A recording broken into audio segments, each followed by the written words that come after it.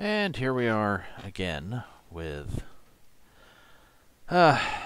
just some guy. uh, um, uh, he's, well, I mean, okay. He's a leftist, obviously. You know, he describes himself in one of the two videos we're going to look at, don't remember which one, as leaning left. I think it's this one. I think at the end of this one he describes himself as leaning left. I would consider probably he's, well, I mean, he's not a far leftist, I don't think, but I think these days I would I would describe a person such as him as being a little bit more than just leaning left. It's like he's solidly on the left. Anyway, in these videos, especially, I guess this first one, can't remember. I only watched him once, so anyway, he's doing that lefty thing where they try to call right-wingers, Republicans, whatever, names to get them to moderate their behavior in the way that they want. You know, it's like, yeah, that thing that you're doing that we don't like, you know, you need to stop that, and so we'll call you an istophobe if you don't stop it.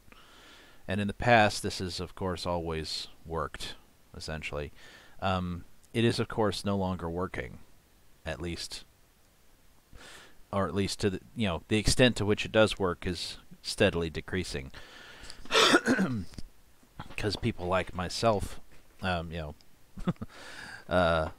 know, and others, I mean, people who have always been on the right, but also people like myself who've been converted to be on the right, we're out of fucks to give. We're tired of this shit, and we're not going to, you know, we no longer care when the leftists call us names. It's like, oh, you call me a racist? It's like, okay, next. It's like, I don't care. I don't fucking care anymore, dude. Fuck you and your bullshit. Anyway, so let's take a look at what he has to say here. Oh, look, the right wants to ban books that don't conform to their political views.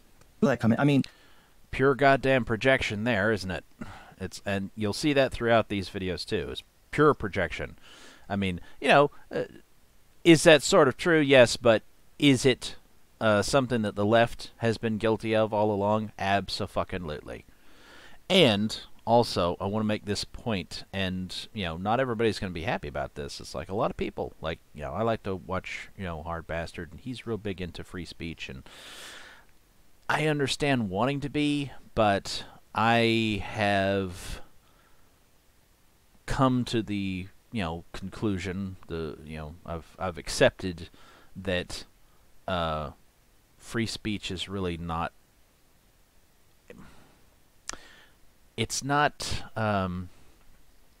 well, people like Vox Day say that it's not a thing, that it doesn't actually exist.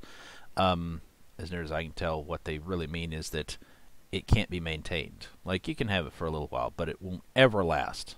Why? Because you set up a country like America, and the founding fathers are, you know, believe in people speaking their minds, and, you know, and not being stopped from saying whatever by the government.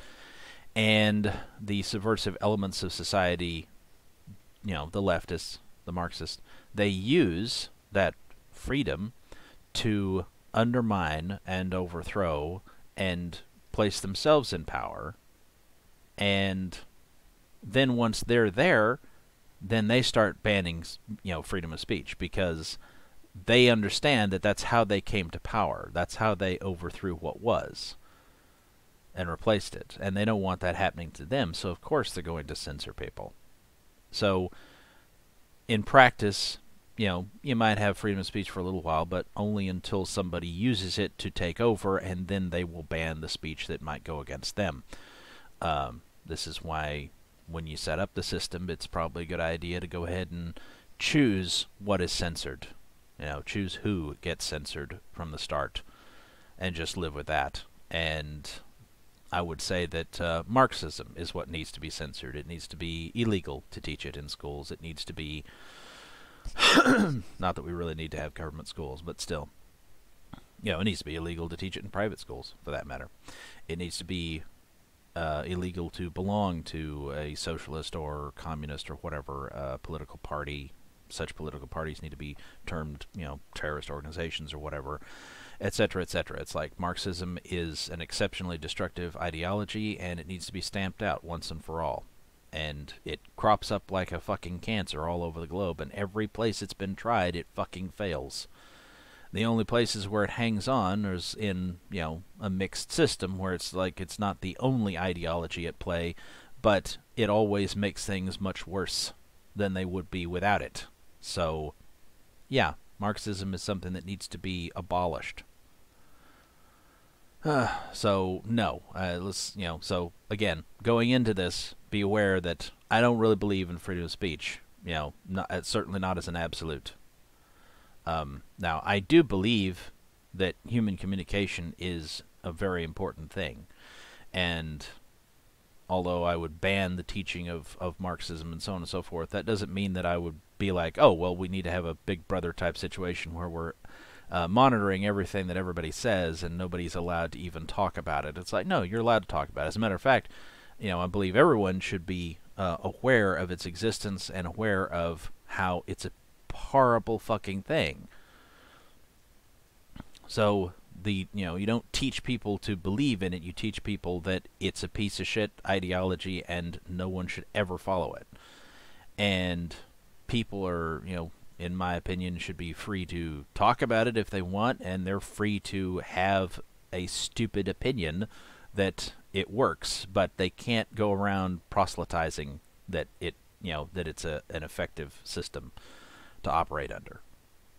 So, you know, anyway, but that's my view, you know, and you know, you may consider yourself very lucky that you don't live under me as supreme dictator for life or whatever, or you may think that, wow, you know, this guy or somebody like this guy, you know, not just some guy, this, you know, me, somebody like Alassi, you know, it's like would be a pretty decent person to be in charge. Don't know. It's like, and it doesn't really matter. It's like, I'm not in charge. I'm not going to be in charge.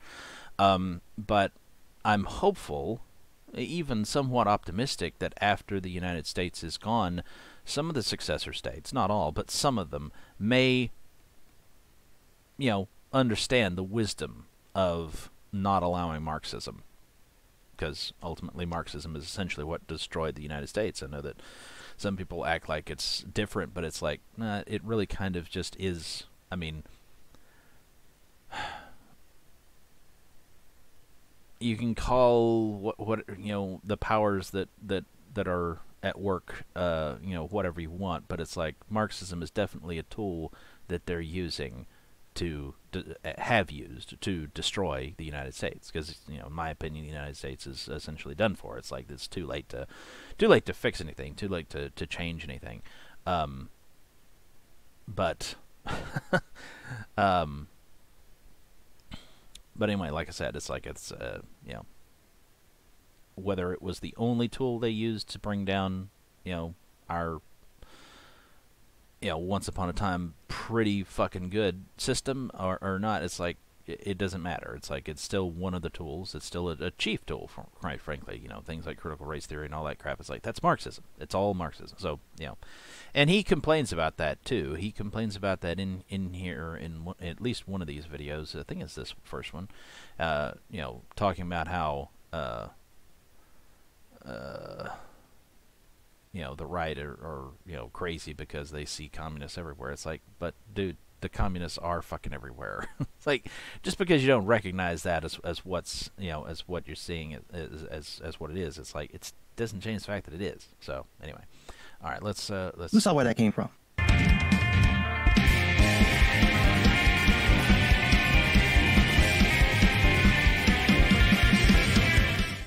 How? I'm so glad. I just want to say this real quick.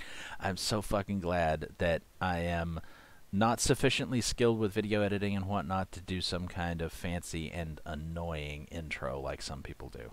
Because I just think, no, intros, outros, beyond just the shortest little thing or whatever, or something that's different every time or whatever. It's like that's annoying. It's like, don't do that. It's like I hate it when, well, actually, um, I know, I'm so terrible at this. I'm so terrible at getting distracted. But I do want to say something. YouTube removed the dislike count. It didn't remove the dislike button, but it removed the count. At first, I did not see this change. Like, everybody talked about how it had changed or whatever, and I could still see the count for, I don't know, a couple weeks or a week or however long it was. And now that's changed, and now I can't see the count anymore. However, I noticed that as well as not being able to see that, I don't know if the change had anything to do with it or not, but I noticed a couple of things that are kind of broken about YouTube now. Like, used to, the notifications thing would appear, like it would appear down here on the taskbar or whatever. You'd see it as the window title or whatever. It would include that, and now it doesn't do that on YouTube anymore.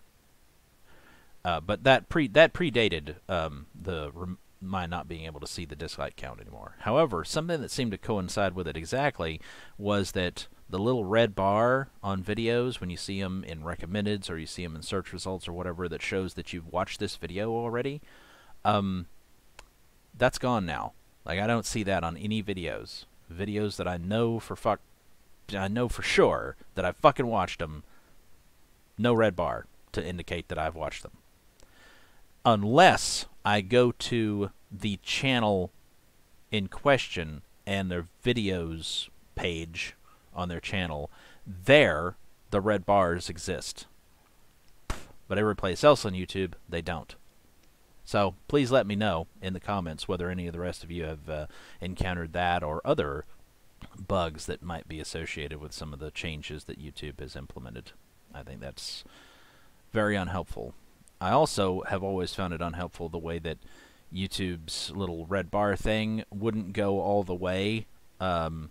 I don't know if there's like a timer on it or something. Sometimes I know that I've watched a video all the way to the fucking end, and it still showed that I'd only watched, like, 75% of the video or something. But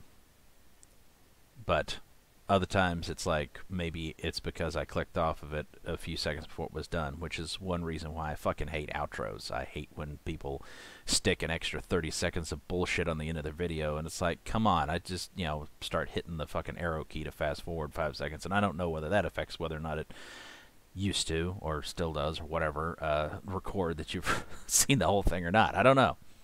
But anyway, that's fucking annoying. Anyway. Do you tell people you're a bigot without telling people you're a bigot? Oh, I don't know. You could create a list of 800 books that don't align with your political views, and then demand your school board checks to see if they have any of the offensive books in their schools. That's what Texas Republican State Representative Matt Krause did when he sent a letter to the Texas Education Agency demanding that they hunt down any of the books listed in his 16-page spreadsheet. This is a direct result of the panic the woke left spawned in the right over ideas like critical race theory being taught in schools. Conservative parents are upset that their overwhelmingly white students are being taught that they're bad because they're what? The right's also concerned about the constant influx of queer theory that pushes ideas like there is no such thing as biological sex. Those are indefensible positions from the woke left, and yet so is the response from the right. I know the right likes to pretend that they've never done anything wrong. Well, I don't know. I don't know about that. I mean, to pretend that the right's never done anything wrong? No, I don't think so. I certainly wouldn't do that, but and I don't think most people would, but it's very easy for some people, especially somebody on the left, to mistakenly believe that the right believes that the right has never done anything bad, simply because the right likes to tell the truth about and properly, categorize things and be like, yeah, you leftist dickbags keep calling us Nazis, but the Nazis were leftists. Like, you don't seem to get that. But anyway, so yeah, simply telling the truth like that makes them think that, oh, you're, it's like, well, I mean, like I said, I've said this before. It's like encountering people on Twitter fucking saying that, that everyone has their extremists or whatever, and they try to say that the KKK are extremist Christians, and it's like, what the fuck are you on about? Like, they're not following the tenets of Christianity, so no, they're not Christians. What the fuck? I was like, I don't care whether they call themselves that or not. It doesn't matter. Like, they're not behaving in a way that makes any fucking sense. if if you actually believe in Christ and follow his and seek to follow his teachings. But anyway, it's like Jesus. This ridiculous bullshit like that constantly from the I assume, I don't always know, but I assume usually it's leftists, or at the very least it's centrists, and they're awful too, quite frankly. Centrists are terrible. It's like they're like, centrists are the sort of people who are like, well, we want just enough evil in the world. It's like, what? No, you don't need any fucking evil. I mean, it's going to be here, but you don't need it. You shouldn't seek to make sure that there's enough of it. What the fuck? The sort of mindset. I mean, I'm not talking about a specific desire on their part. I'm talking about the general mindset of centrists is such that it's the same thing as being like, well, we don't want to completely eliminate child molestation. We want there to be just enough of it. Like, we don't want too much, but we want just enough. That is a centrist mindset of trying to balance things, including balancing evil with good. It's like, that's what they fucking do. They may not recognize that that's what they're doing, but that's what they do. So, no, centrists are not, centrism is not a virtue, not in any way, shape, or form. So, my advice to you, don't ever make the mistake of thinking that it is, because it goddamn well is not. This is why if you follow right-wing social media, news, and commentary, you get the impression that all the social injustices that have ever happened in history had nothing at all to do with the right. I know the right likes to think that, but...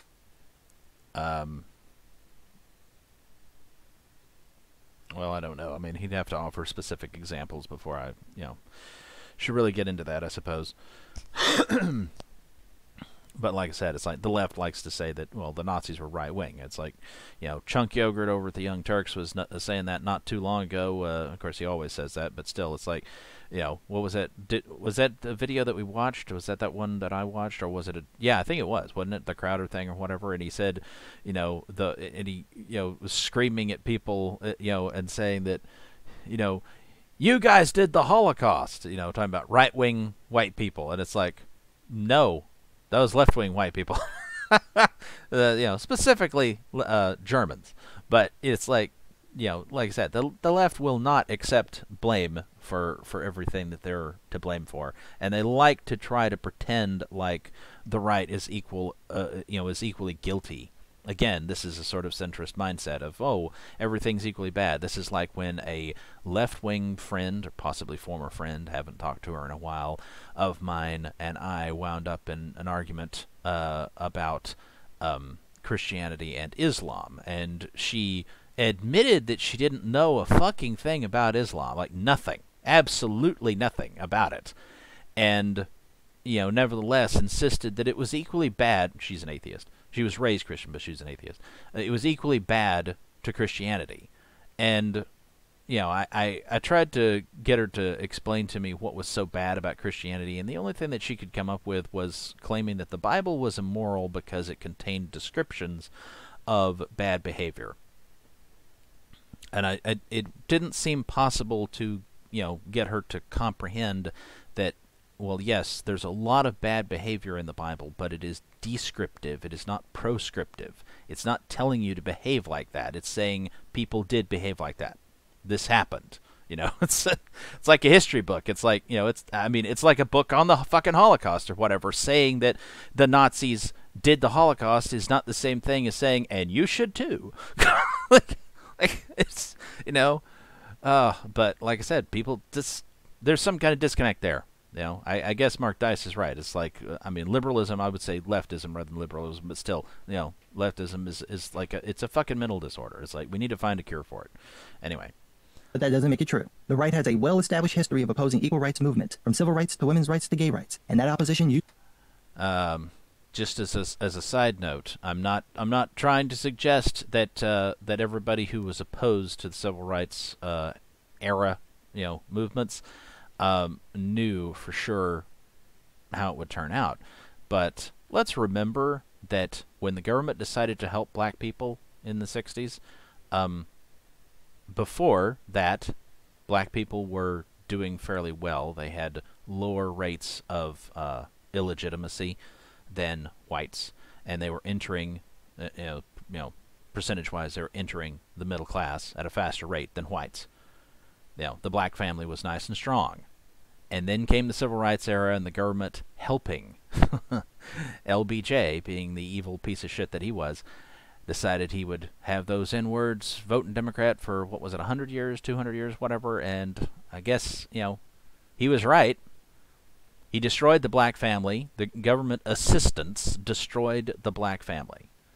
And now, fatherless households through the fucking roof. It's been a disaster. So, when the government comes to help you, run the other way. That's the moral of the story. Usually results in a very stringent, censorious attitude towards the tiniest mention of those ideas. Anything that doesn't conform to the... And I hate to say it, but people who do get censorious, like Vox Day, I mean, he's a great example. It's like he is a very censorious person. When he controls, a web page, a website, it's like when he controls something, it will be done the way he wants it. And it's like he has his own social media platform. Obviously, you have to you have to pay to use it, and I don't, at least not currently. Although there's some pretty cool people on there, just like Stefan Molyneux's on there, Razorfist is on there. Anyway, but when it's like you're not allowed to swear. Like, I assume that Razorfist is allowed to swear, because you're not going to stop that from happening. But like the social media, whatever it's like, whether it's like Facebook or Twitter or whatever, but their private social media thing, you're not allowed to swear on there. Like, not just no porn, you're not allowed to cuss at. And that's not for me. Like, I have no desire to, I can totally moderate, the way that I communicate, based on circumstances, especially if it's written form, because, I don't type real fast and type out swear words and hit enter and be like, oh shit, I shouldn't have said that. Like, no. It's like when I'm typing something out, it's like I've got, I type slow enough that it's, I can consider, how do I, a lot of times I may find myself, depending on how professional I want to sound, I may even find myself deciding that, no, what it is, like that, that sentence is too long, or this, it's like, and just editing the thing, several times, even to make a relatively short comment. It depends on how, like I said, how I want to appear. But I can totally do that if it's called for. But I don't see any point in participating in something that is censored to that extent. I'm not personally interested in somebody saying that I can't say shit. And shit was the very first word that I ever said as a baby. It's like, so no, I've been swearing forever. So no, I don't. And also, I did pray about this, and the answer I received was that God really doesn't care. He does not care about you using swear words. He just doesn't. It's not important. So I'm not, like if you want to, if it's your platform, like I said, if it, like it is with Vox Day, and he wants to, it's like, that's fine. I don't care. It's like, you can censor your platform all you want, but I don't choose to participate in platforms that are that censorious, because I'm just not interested. I'm not, it's like, I could. I'm not saying that, well, I just can't stop myself from swearing. No, I could, but I don't. It's like going to visit, well, not that any of them are really left anymore, but older relatives. It's like, they were never cool with swearing, but my parents were. It's like my parents accept it. Well, my father not so much, but my mother does. It's like, she didn't initially, but after I've been to junior high, it's like, after I was in junior high, I should say, like, 5th grade, and it's like, she accepted that, no, he's just going to swear like a sailor, so might as well just give up trying to combat that. And I'm happy that, there are plenty of other things that she was strict about, but, I'm happy that at least was something that she was pretty easygoing about. It's obviously hypocritical, because, your parents fucking swear anyway. They almost always do. It's like, it's very rare in my experience to find parents that don't ever do it, at least not in recent generations, baby boomers and forward. Maybe before that, but maybe before the baby boomers. But not, anyway. All right, let's Did I finish my thought on that? I can't even remember. Uh, I don't know, but Rights religious-driven traditional values needs to be banned. oh, yeah, about like censoring things. It's like they have people like Vox Day. They have a point, like they do, and I mean, I kind of don't like that personally because I know that the people who on the right who are censorious are going to get way the fuck more censorious than I want them to. But nevertheless, it's I mean it's an overcorrection, I suppose, but but at the same time it's like you know that that's coming. I mean, you should be able to figure out. I've figured that out. That's something that is headed our way, and ultimately it kind of needs to happen. I mean, not like I said, not to the extent that it will happen, but the backlash that the left has provoked is well deserved, and they're going to get really well and truly thrashed in the coming decades. And like I said, I've said before, it's like I'm sorry for the for the non-activist people who I mean they not even necessarily leftists, and yet they are probably going to suffer. Like gay people are probably going to suffer in the coming decades, and I'm sorry about that. Like like I said before, becoming a right winger, it's like all the gay people that I knew were further to the right than I was when I was a leftist. Like. I don't know that all of them would have been said to be right wing, but some of them were, and all of them were further to the right than me, which I always found confusing at the time because I was I was doing the typical leftist thing of being like, well, wait a minute, you're gay, you're supposed to be on our side. But anyway, what can you say? Stupid. Anyway, but like I said, it's like I'm sorry that things are gonna get as censorious as they are. I'm sorry that gay people are probably going to lose. Probably some of the successor states to the U.S. are going to ban gay marriage, and I'm really sorry about that because I've always felt like, I mean, the slippery slope argument is a logical fallacy. Essentially, it's like I don't know if it's an official logical fallacy, but essentially it is because it's just there's no logical connection between allowing gay marriage and then people wanting to marry their pets or marry children or have multiple marriages, etc., etc. There's no logical connection. There's no logical reason. As a matter of fact, there's no logical reason to prevent the same-sex marriage. But there is a logical argument against all of those other, deviations from normal marriage. Like there are very practical reasons not to allow other things, like have multiple spouses and marry children and marry animals, and it's like there are logical arguments against all of those, but not against same-sex marriage because that's just there's just not a logical argument against it. You see idiots like Ben Shapiro saying that, oh, well, marriage is for the purpose of children. It's like, oh, really? It's like, tell that to all the people who can't have kids. Tell that to all the people who are too old to have kids. Like, they're not allowed to get fuck you. That's such a stupid fucking argument. It just doesn't hold water.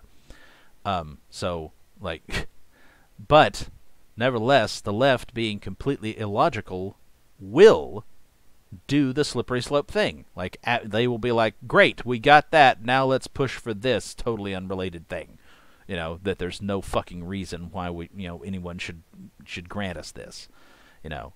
I think HB has mentioned that, well, they didn't do the marrying animals thing. It's like, actually, I think they did in Canada. I think they did push for that in Canada, but anyway, oh my god. Anyway, which is not what animal husbandry means, although, some fat-ass Democrat bitch in, a state congresswoman in Florida, I think it was, believed that that's what animal husbandry was. I can't believe how many people that I've met in real life who, even around here, it's like there's a lot of people who either, like, well, I mean, maybe not now, but, like, their parents or some relatives or whatever, if there's really, they were ranchers and shit, and it's just weird to me that none of them knew the term animal husbandry, and it's like, really? You don't, like, how have you not heard of that? Like, you should have heard of that at some fucking point. Wow. I heard of that probably when I was still a kid. I don't remember precisely when, but anyway, I don't know. Anyway, all right, so let's get on with this because we'll be here all night if we... This is a feature of the right, not a bug. Now, that feature only works if you're in power, and the right hasn't been in power for a good while. Instead, it's been the woke left, operating from their own pseudo-religious-driven worldview, demanding conformity and control while playing the defenseless victim. But I knew that once the right got a whiff of power, they go right back to their old ways that they pretend they've never had. This is how we wind up with Krause's retarded list of books to be banned, because that's what this is really about. It's about banning content from people the right doesn't like and looking for any extreme examples to justify their unjustifiable intentions. Now, I know what the right will say. That's not what we're doing. This is about protecting children from offensive material. Please, please, won't somebody think of the children? Well, the difference, of course, is that when the right, I mean, correctly or incorrectly, that's a matter for individuals, I guess, to judge on their own. But when the right seeks to, ban things or whatever to protect the children, that probably actually is their motivation. Like, again, it doesn't mean that it's the correct thing to do, but it does mean that that their motives are reasonably pure. Like it may be stupid to be like, well, we need to ban this book because the kids, but that's probably what they really think.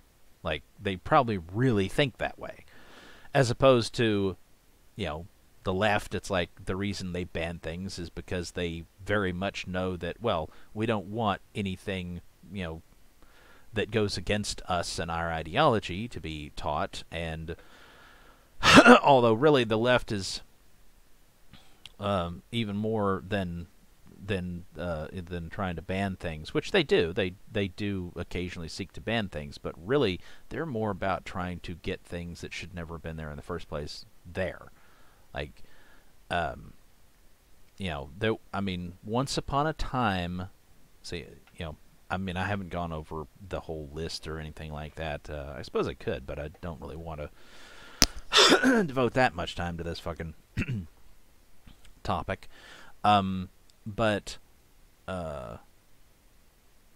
at least a good portion of the things I believe that he talks about, it's like it's it's something to do with the LGBT, the queer, let's just call it that. I mean, queer is not offensive unless you choose to take it as offensive. Like, it just isn't. Queer. I mean, what does that actually mean originally? Weird. That's all it means. It's just just different, odd, whatever. And to a certain extent, we're all different from one another. But anyway, such is the nature of individuality. Anyway, but let's get back to the subject at hand. Pick up the envelope. But anyway, once upon a time, like, were there books that had some gay stuff in it that you could, read in school, like way back when I was in school or maybe before then? Yeah, not a lot, but there were a few.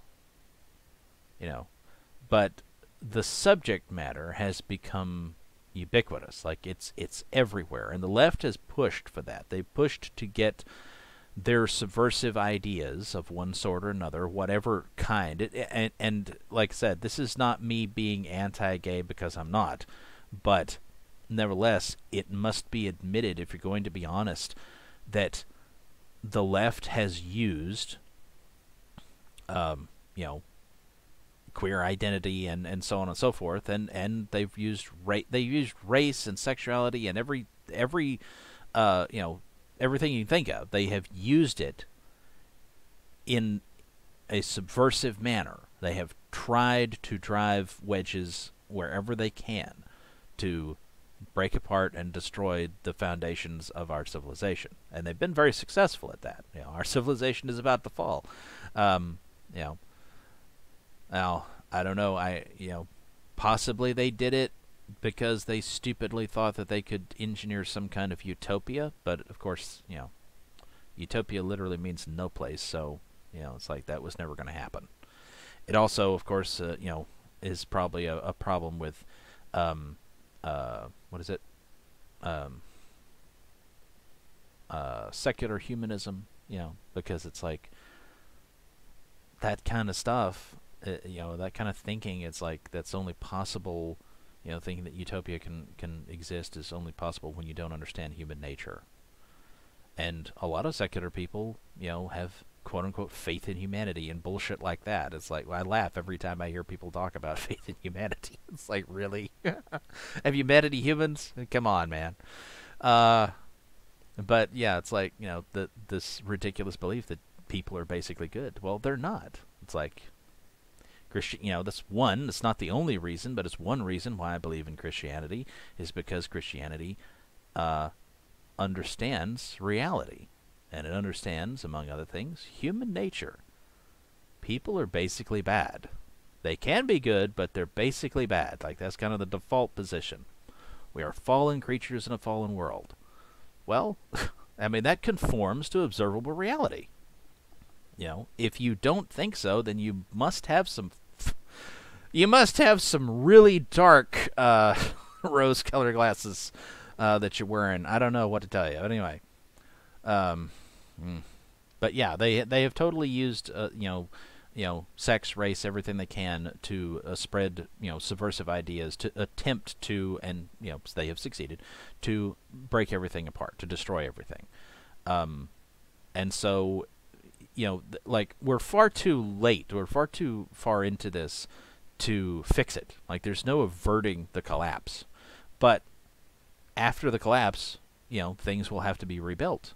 And frankly, banning a whole bunch of leftist horseshit books that promote subversive ideas, it's not necessarily that bad of a place to start with the rebuilding process. To be like, yep, well, there's elements of Marxism in all these fucking books. We know that simply because the left always puts, always uses, Marxism in everything they touch to try to bring everything down. It's like, so we're not going to allow that going forward. And it's like, that's a good idea. I hate to say it, but I mean, I don't know that I would personally ban every book on the list. Probably not, in fact. But if you went over it with a fine-tooth comb, I think you'd probably find that a whole bunch of the books, even though on the surface, oh, well, this is a good book because it's anti-racist. It's like, but that's code. That's leftist code saying anti-racist. That's leftist code for anti-white. And everything the left does is anti-establishment until they are the establishment. Although they don't seem to be able to stop, even when they do control the levers of power. They don't ever really stop. I don't know. I guess they want their commie revolution, but I don't think that's the kind of revolution that they're going to get. They're going to get one, but it ain't going to work out in their favor like they seem to think that it will. If you were so concerned about kids seeing inappropriate materials, maybe you shouldn't have given them smartphones. That's probably a good idea too, by the way. He is correct about that. Probably in the future. I mean, not necessarily that there'll be an internet, or at least there'll be a period where maybe the internet goes down or whatever. Maybe it'll come back. But if it's around at some point in the future, yeah, probably it would be a wise move. I mean, I wish I could find the video, but of course I have no idea where, what the name of it even was at this point. But there was a video, comedy video or something I saw years and years ago, where there's, like this little boy, I think he was a redhead. And I'm not making any comments about redheads and their perversions. But there's this little boy, little boy. I don't know how, I'm not good at judging kids' ages, but it's like definitely prepubescent, I would think. And you see, you're kind of from the perspective of the computer or whatever, looking at him, and he's looking at the computer, and you can only hear what's on the computer, and you hear a sheep. And you see his eyes get big, and then you see him jump off the bed or whatever, or I guess his laptop maybe that he's looking at. And he jumps off the bed and runs out of the room, and then he comes back carrying a poodle, and shuts the door. And it's like places the poodle on the bed, and then goes back and shuts the door, and that's where the video ends. And it's like, yeah, this is you don't need to let your kids have unfettered access to the information superhighway. It's like they can and they almost certainly will find inappropriate things. So yeah, definitely monitor your kids. I mean, it's just I'm not even a parent, and I know that much about parenting. Holy shit. It's amazing, though, how many people will just, hand their kids a tablet and be like, there you go, now get out of my hair. Yeah, it's just, and, I mean, like, there's a friend of mine, it's like his, he's even older than I am, but he still lives with his mother, I suppose at this point he's taking care of her, but previously she was taking care of him. Of course, he's crippled, but anyway. But the point is, it's like he had a tablet and he looked at porn on the internet on it, and she babysat, other people's kids, and apparently decided to, snatch the tablet, his tablet to to let the kids play with it, and they found some, and it's like, oh man, don't just hand children technology, especially now when at least for the time. I mean, in the future maybe that'll be different, for younger parents, but currently for older people, it's like, oh man, like those little kids, they know how to use technology way the fuck better than you do. Don't even be surprised if they find a way around, supposed blocking features or whatever. So anyway, like I said, yeah, keep a fucking eye on your kids. Jeez. Thanks to you, they've already had access to the things you don't want them to see, and they've seen them. And to be honest, you're not that bothered by it. Most of the people complaining about this, well, you should be. That's my point. This stuff are Gen Xers and millennials. So when you go, well, I've never. Yes, you have. You did it. Don't let my voice fool you. I'm nearly 40 years old. I was there in the 80s and the 90s with you. All this shit you're bitching about, we literally grew up with and thought nothing of it. So no, I don't think this has anything to do with the content of the books being... Well, it should be pointed out, of course, that... pardon me, that... you say that like, oh, when you're growing up, you didn't think anything of it. It's like, yes, but you're supposed to grow up and mature, like Grimsby. No. But it's like you're supposed to mature as you get older, and you're supposed to recognize that some of the things that you thought when you were younger were really fucking stupid. You're supposed to recognize that. And recognize that, oh, those subversive things that I thought were cool when I was younger, it's like, they're not so cool. Now I see the damage that did. I want to do things better for my kids. It's like, that's correct. That is the correct way to think about that shit. But, just some guy, I guess, not interested in growing up, still wants to be like, no, I still have the same opinions I had when I was a kid. I guess. I don't know. Inappropriate. I think this is about the topic of the books and who wrote them. The content is a red herring, and I can prove it. For starters...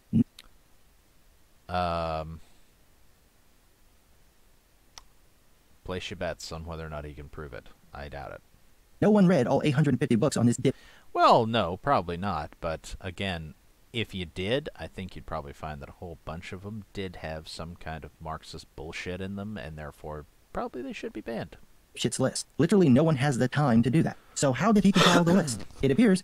Well, no one person has the time to do that, but you could task a team of people to do that. Just did a word search, looking for words he didn't like. He looks up racism. Are there any books about that? Yep. Well, that's woke nonsense. It's on the list.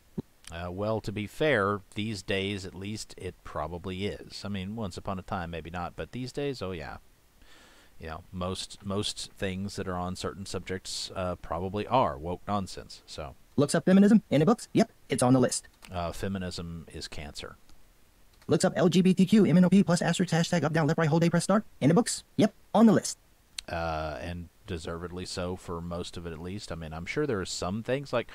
Well, I mean, I've mentioned before, in a video that The Crying Game is one of my favorite movies. I love that movie. For various reasons, but anyway. I mean, but still, it's like... I'm sure there are... I don't remember reading any gay books offhand. I mean, I'm sure I must have read some books at some point that had some gay characters in them or something, but I don't remember it being any kind of central focus.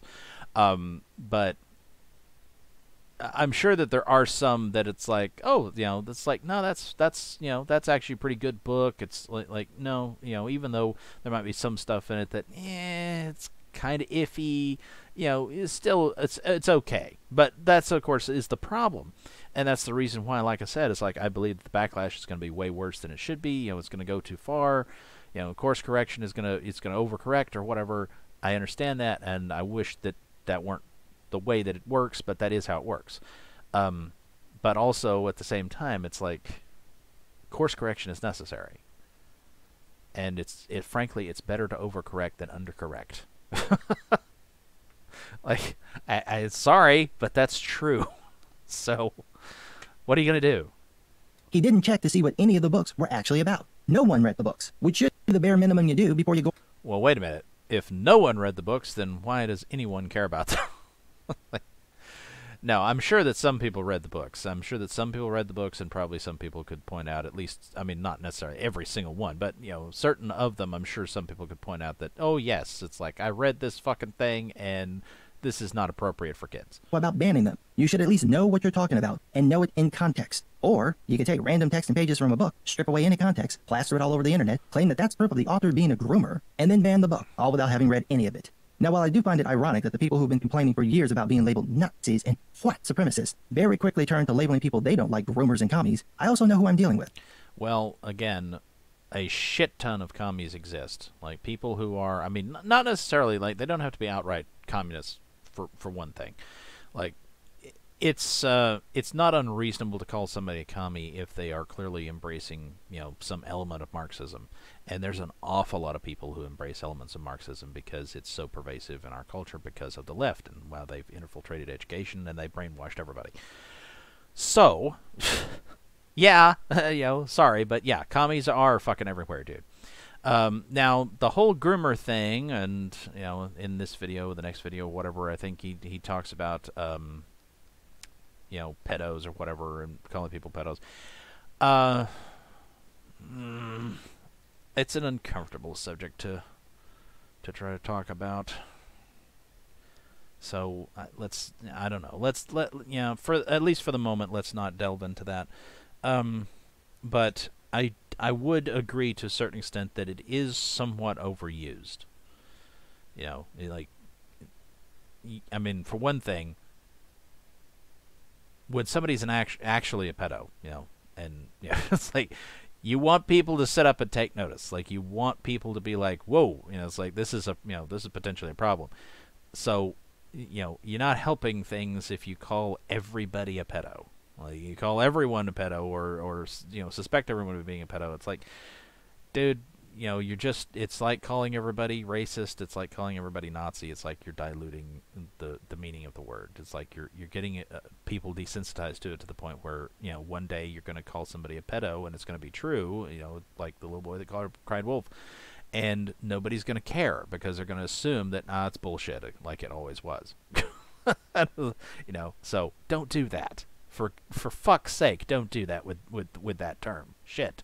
So telling me the right are hypocrites is like telling me politicians are liars. However, the Bible tells us we're all hypocrites. So I wouldn't be. I mean, I understand. Like, it's a thing in current culture, and I do it too. Like, you notice when you notice hypocrisy, you tend to be like, oh man, it's like I'm really upset because hypocrisy.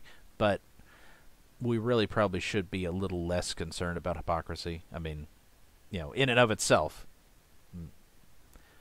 Be more concerned about specific topics, I guess, than just any, element of hypocrisy, because there's always going to be that. there is a pattern forming around the obscene content the right objects to, and it's directed at very particular groups of people who are described with very particular words the right has used before when doing a very particular thing to those groups of people. I know the right's going to say they're not discriminating against anyone, but it really looks like you are, and I can prove it. There's this article from Book Riot where Danica Ellis took on the monumental task of looking up all the books on this dipshit's list to see what they were actually about, since he didn't do it, and to my complete unsurprise, it turns out to be a list proving that right-wing bigotry is never late, nor is it early. It arrives exactly when it's most inconvenient. For example, Danica points out that the list bans books about the literal concept of equal rights. Quote, perhaps the most disturbing trend I saw in this list is a challenging of books that teach students about their rights.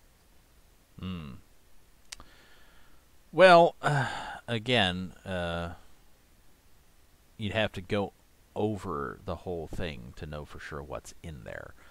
Let's look at the titles real quick. The Legal Atlas of the United States. That doesn't sound too bad, you know. That sounds, potentially reasonable. Although it it depends. I mean, if it's promoting, I mean, if it's promoting, well, let's just say if it's promoting certain things, then I can kind of see why, yeah, somebody on the right might want to ban that. It just depends. I mean, it doesn't sound, in any way like a problematic title, does it?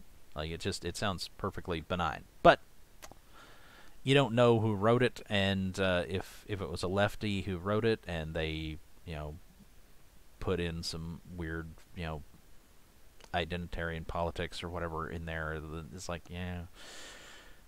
teen legal rights, and I'm not sure what that would be. An objection to that potentially from somebody on the right might be something like, oh well, it's promoting teen girls screwing teen guys, getting pregnant, and then having an abortion without their parents' permission or something, or knowledge.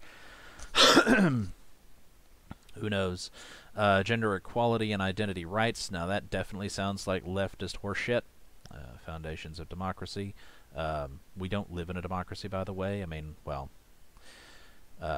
we don't even live in a constitutional republic anymore, unfortunately. But we did. We did. That was the idea anyway. Equal rights. Don't know. I mean, that. Even that, to a certain extent, sounds fishy, to be honest. I mean, maybe I have become somewhat jaded, but maybe a little bit cynical. But you got to admit, it's like a lot of these things, when you read things like that, with the knowledge of how insidious the left is in modern times, I mean. It's kind of depressing. Like, I've gone back, like I used to, like, I mean, admittedly, I guess this was before I became red-pilled, but I used to occasionally go back and rewatch old TV shows from time to time. I'd just go ahead and do a marathon of some old TV show that I liked, and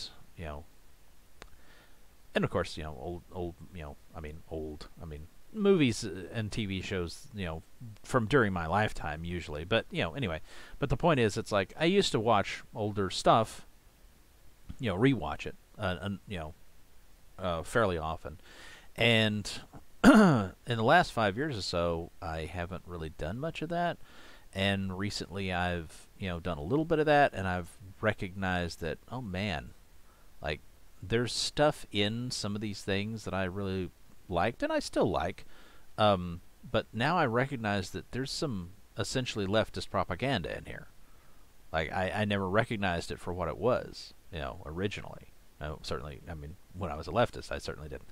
But now that I'm on the right, it's like I recognize that, oh shit, it's like the stuff that I considered to be pretty fucking awesome, and it still is, it's like, nevertheless, it had leftist propaganda in it. It had, it has all the, ridiculous diversity for the sake of diversity bullshit, included in there. I mean, it's not anywhere near as obvious as what the left does now in entertainment, but nevertheless, it just goes to show that they've been doing this for an awful long time, forever, basically. It's like they've been pushing subversive bullshit for fucking ever. They've always been doing this. Now, I think most people were okay with it as long as it was at the relatively low level that it was throughout, most of the 20th century or whatever. But, but now it's gone far too far. So, and now we're about to get, we are beginning to get just the first wave, probably, of a substantial backlash. And it's going to get a lot worse, and it's, unfortunately, like I said, it's probably going to make life rather difficult for people who, don't specifically deserve to have their lives made more difficult by it. But nevertheless, it's like, it's something that's going to happen, whether we like it or not. It's too late to change anything. I don't know. I mean, just, we just did in Supreme Court cases. Gonna assume that's supposed to be cases for and about students. Peaceful rights for equal rights. Yeah, I mean, I could easily believe that any or all of those are lefty propaganda, so. Of all things to teach in school, or for kids to have access to, this is one of the most important. To be clear, I'm not even counting books about reproductive rights, or your rights as an LGBTQ person in particular. These are titles like The Legal Atlas of the United States, Teen Legal Rights. Well, in particular, so what does that mean exactly, in particular? I'm guessing that what she's referring to there is going to be that's not the entire subject of the book, but I got a feeling that some level of lefty propaganda probably exists in those books. I mean, like I said, maybe I'm being overly cynical, but I just suspect that.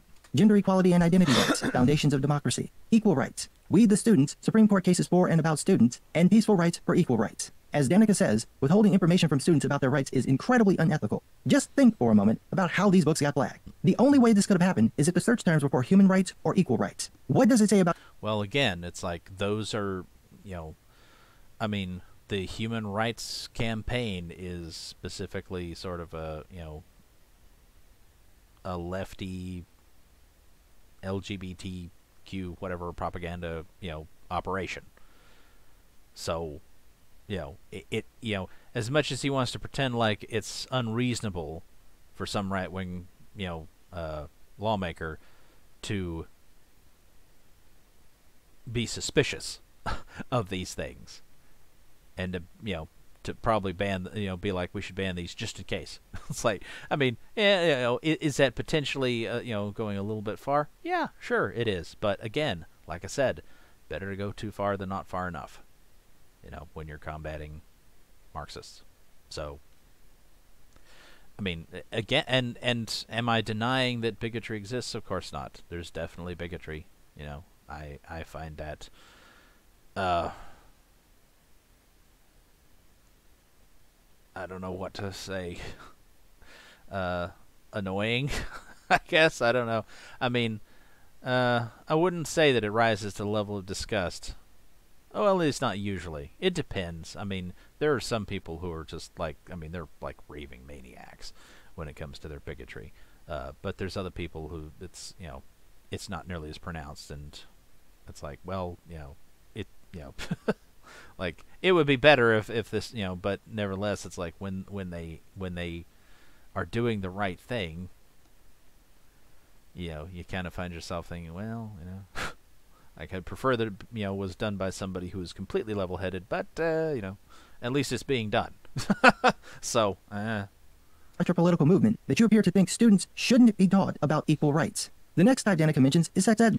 Well, I don't know. I mean, it's context, right?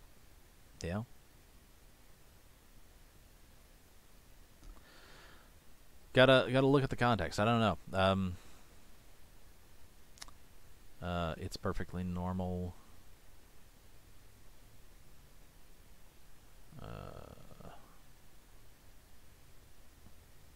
I recently saw a video on YouTube about how sex education in Japan is supposedly behind the rest of the world, or at least most of the rest of the world or something. And they showed pictures in the video of Japanese students. I mean, and Japanese people are, tend to look small and young on average, so I don't know, maybe it was high school students, but frankly it looked like junior high level students who were, sitting there at a desk with a dildo in front of them, putting, trying to put a condom on it. And it's like, and I'm pretty sure all the pictures that they used were of boys doing it, but I think no, there was, I think there was at least one where it was girls. So, it's like, I don't feel like that's appropriate. Like, that kind of shit didn't happen when I was in junior high.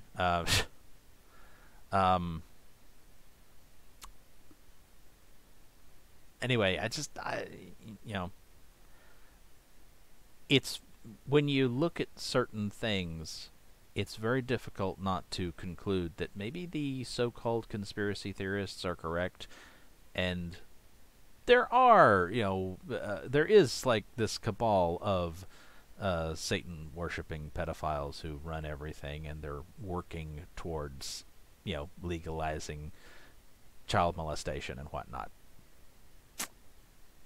It's kind of hard not to kind of come to that conclusion after a while, because there's a bunch of really awful shit going on, and everything, it's like any one of these things taken by itself might seem to be not any kind of real problem, but holy shit, when you take it all together, it's like, man.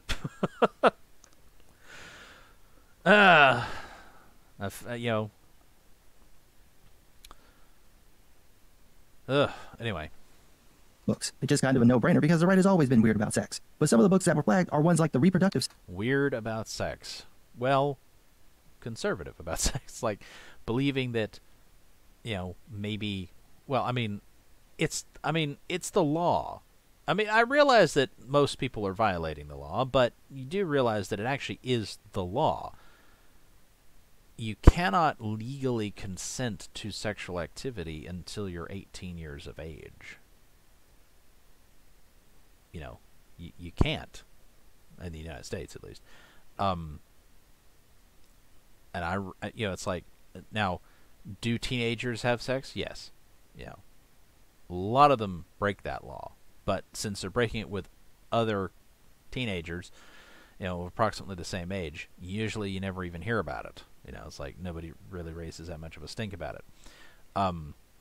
But technically, it's like every instance of that is a violation of the law. And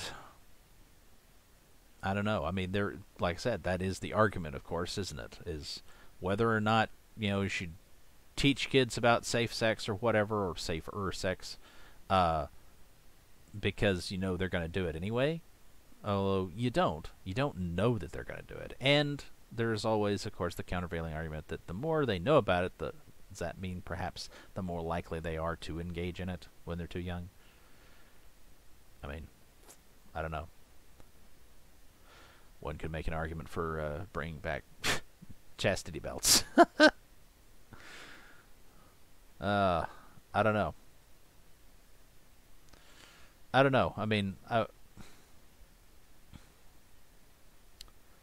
It is actually best, from a practical standpoint. It's best for you to not have kids until you're really quite old and mature, on the one hand, so that you really know what you're doing.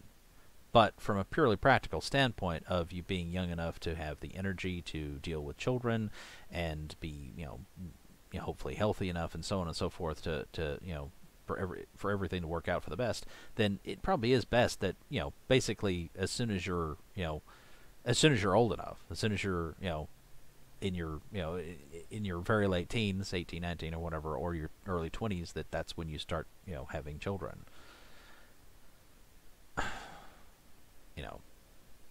I don't know. On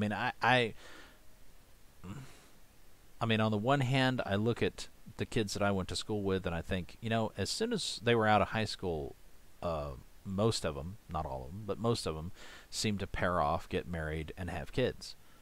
And on the one hand, I'm looking at myself now and thinking, I'm probably never going to have kids because it's too late, But I also look at, those, friends or acquaintances that I went to school with, and it's like, well, yeah, they had kids, but almost all of them, I think, that got married right out of high school or whatever, their marriages tended to fail. It's like they got divorced and remarried and possibly divorced again, and it's like, oh man, it's like, that's just, I don't know. And I don't know. I don't know how I would fucking deal with it if I had kids and then it's like I had a son and then he decided he was trans, and it's like, oh god, like now is not a good. On the one hand, it's like you gotta, like, especially good people need to have children so that they're there for the future. Future belongs to who shows up for it. But on the other hand, this is a god-awful fucking time to be trying to raise kids. I mean, this is one of the most... I mean, you would think that because of all the modern conveniences and technology and you know, and so on and so forth, that in many respects it's one of the best times to be alive and to raise kids. And it's like, yeah, but it's not. It's not, because of how fucking insane the world has become. This is one of the worst times to be trying to raise kids. It's one, you know, it's like they're so likely to be poisoned by leftist bullshit. Oh my god. I don't know. I don't know. It's just horrible. System from 1971. Who is reading this book? I'd be shocked if you could even find the book.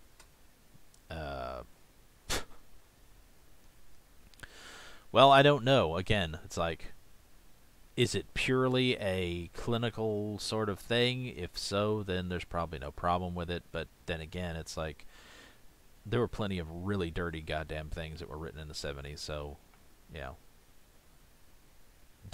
Wouldn't be surprised if it contains something unpleasant that doesn't need to be there. But as Danica says, damn near any book that mentions sex, sexuality, STIs, teen pregnancy, or abortion is on the list. Now, the logic of the right is that this is a conversation that parents should have with their kids, not the school, ignoring that plenty of parents don't or won't have those conversations. So instead of giving teens access to information they can't or won't get from their parents, you want to ban it from schools where you can... Well, it is the responsibility of the parents. Like, I mean... It just is. Like, the government really doesn't have any business... Like I said, there shouldn't be government schools. Government schools are not government educating your kids. They're government propagandizing your kids with whatever the state or the entrenched bureaucracy or whatever decides is a good thing to do. So that's just that's a bad thing to start with. And then, I don't know. I mean, you can't force parents to be good parents. But that doesn't mean that if they do a half-assed job, that the solution is, well, we'll just do it for them. Whether they like it or not. Have someone there to talk with them, just in case? Then you get some interesting ones like The Handmaid's Tale and the Cider House Rules being flagged. Fine. Obviously anything directly tied to critical race theory is flagged, but so are books like The Confessions of Nat Turner, The Lottery, and This Is Your Time, a book written by Ruby Bridge. The woman who has a little girl had to be escorted into an all-white school by the National Guard. Like I said before, tell people you're a bigot without telling people you're a bigot. Another interesting one is the book Eyes on Target, Inside Stories from the Brotherhood of the U.S. Navy SEALs. Lawn Boy, that has the main character. The main character is over 18, but I believe what I read about it is that in the book, I mean, the descriptions that you can find online of Lawn Boy don't really describe very much about what they don't talk about anything, any gay stuff really. Like they talk like, oh, he's just, it's just about this this Latino kid. I think what do they call him, a Chicano or whatever the fuck, it's like, oh, the various. Who cares? Who cares what different ways you say it? It's like some Hispanic kid essentially, and he's 18 or whatever, and he's I mean, the descriptions talk about being entitled to the American dream or whatever, and it's like entitled to pursue it is what it's what's codified. It's like it's not you don't have a right to be happy. You have a right to pursue happiness, and if you attain it, great. But there's no guarantee of it. There's no guarantee of success in America. It's just a guarantee. There's supposed to be a guarantee of opportunity. But anyway, it just talks about it as though, oh, it's just a sort of a slice of life, as it were, or whatever story, where this kid is trying to make his way in the world. But apparently part of making his way in the world is deciding that he's gay, or revealing that he's gay or whatever. And at some point in the book, apparently he is recalling being a 10-year-old, I believe, and sucking cock. And it's like, That's not appropriate. It's like it's just not. So I don't know how much of that sort of stuff is in the book, but the fact that there's any at all, it's like that is an indication that it really kind of is inappropriate. To have a sex scene that involves somebody underage, it's like that's really probably not something that should be there. Genderqueer is the description I read of that is it's weird. It's using like I think that the author is non-binary or something, and they're using ridiculous made-up pronouns, and the description was like that on Wikipedia or whatever, talking about it's like E, just a letter E. E was doing something or other, and ear, and it's like, what the fuck, it's like, get out of here with your made-up bullshit. It's like look, if you have some kind of weird whatever malfunction, I should think, in your brain where you don't feel like you're one way, or you don't feel one or the other, you don't feel like you're male or female or whatever, it's like maybe see a therapist or something. It's like, get the fuck over it. Don't act like, there's something slightly off about me and the way I think about myself, and therefore everyone else needs to join me in my confusion and delusion. And it's like, nope, no we don't. It's like, do you have tits? Do you have a vagina? Then you're a girl. It's like, and I'm going to refer to you as her. It's like, and don't be angry about it. Just accept it, okay? Just fucking accept that that's reasonable. You changing to fit the world makes more sense than the world changing to fit you. Sorry if that upsets you, but that's just the way it is. Out of Darkness, I don't think I read about that. And, of course, this book is anti-racist. Again, anti-racist, generally code on the left for anti-white. So, no. It's like, these definitely sound like crazy lefty bullshit things. And as far as the, here we go. It's like Pulitzer Prize winning. It's like you realize that prizes like that are essentially just, people that are part of the in crowd jerking each other off and being like, hey, here's an award, from us to us. That's all that shit is. Like, it doesn't mean anything. All these awards, they don't mean jack fucking shit. Anyway, Magic Fish, I have no fucking clue what the hell that is. This is Your Time, written by one of the first black students to integrate an all-white school. It's like I'd have to read it to know for sure whether I would think that it's something that should be banned or not. But I think people having a natural suspicion of something that's on that sort of subject, it's like, I mean, it's reasonable. It's reasonable because it's like I said, the left uses race and sexuality and everything else they can think of to try to destabilize everything. And unfortunately, it is at this point a kind of not an unreasonable thing to just be overly broad in banning books, be overly broad in stamping such things out. I'm sorry about that. I really am. But it, like I said, it makes it makes more sense when you need to course correct as badly as we need to course correct. It makes more sense to overcorrect than to undercorrect.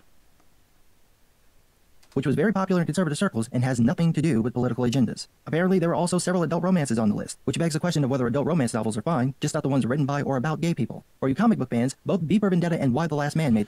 Well, as much as I am pro-gay rights and so on and so forth, I have to admit, there is one thing that I would generally agree with, and that is that you shouldn't glorify homosexuality as though I shouldn't glorify, sex, period, as though it's, you know, the end-all be-all of human existence. I've known a number of people who act that way, who act like, oh yeah, it's like it's the most important thing in life, and it's like, I'm so sorry that your life is that fucking empty and meaningless that you consider that sex is the end-all be-all of human existence. Like, wow, okay.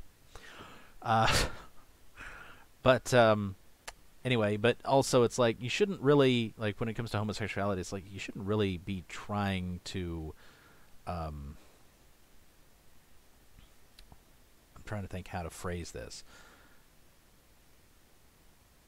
I mean, as much as I don't think it should be demonized, I don't think that it should. I also don't think that it should be promoted as something that, you know, should be seen as completely normal.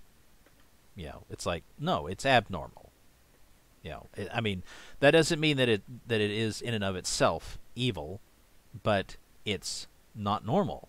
You know, it's like, so trying to pretend like, well, you know, it's so horrible that people act like, you know, straight relationships should be seen as the norm. It's like, no, they are the norm.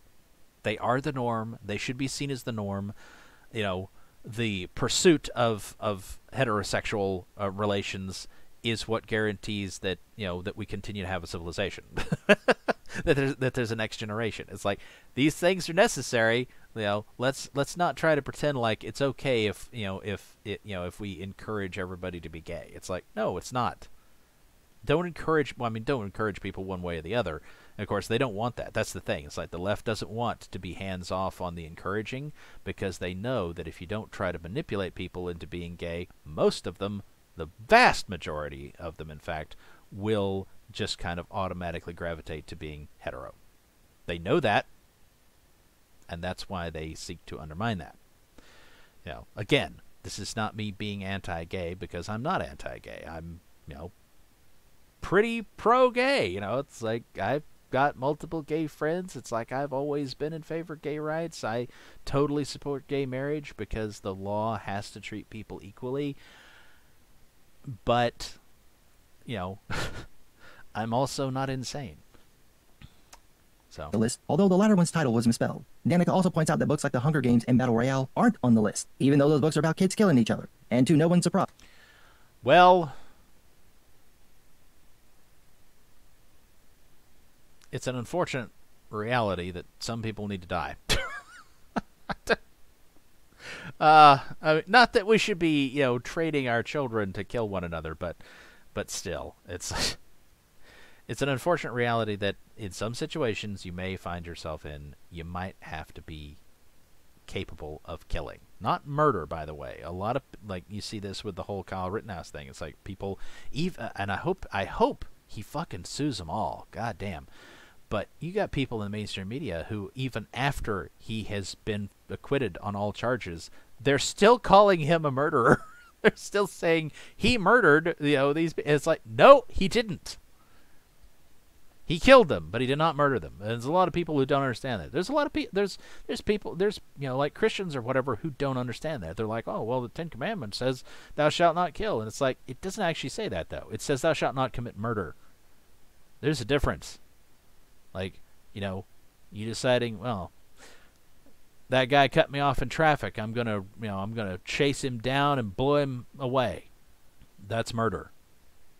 Being a soldier on the field of battle and killing the enemy, that is not murder. Being someone who's peacefully minding their own business, and then some guy with an axe breaks into your house and tries to kill you or your family or your cat, and you blow him away, not murder. You know, people need to understand what things actually mean. Of course, that's difficult with the left, because anytime they come across a word that means something that's inconvenient for them, they just decide, well, we'll change the dictionary. That's why I advise everyone, if you're looking anything up to understand what a word actually means, do not use a recent dictionary. Do not use an online dictionary. I mean, it'll work in a pinch, and probably most of the words are still what they're supposed to be. But try to find an offline one, preferably a print one, from at least 10 years ago. And, you know, probably 20 or 30 or 40 years ago is even better. Like, you know, try to find old print encyclopedias and dictionaries and hold on to those, because that's like reality before things got converged and fucking nuts. Anyway. The book Life, Death, and Sacrifice, Women and Family in the Holocaust also made the list. The most ironic award goes to the... Well, as much as I'm not any kind of Holocaust denier, although I have mentioned before, I think that most likely some of the deaths attributed to the Nazis exterminating the Jews were probably due to, Allied bombing campaigns crippling German supply lines, and the prisoners just starved. It's like, some of it was probably, just an accident of our fault, sort of, the Allies' fault. But it's like those things happen in war. War is an awful bloody mess, which is why you shouldn't want to get involved in it. But anyway, but it also must be, admitted that Jews, and probably especially leftist Jews, are real bad about acting like they're the greatest victims in history, and everybody has to remember that and kiss their fucking ass and so on and so forth. And it's like, you know what? Shut up. Shut the fuck up. It's like, it's okay to be like, never again. Yeah, never again. But that means never again to anybody, not just you. And, stop sucking up all the oxygen, for that matter, because you're not the only ones who suffered.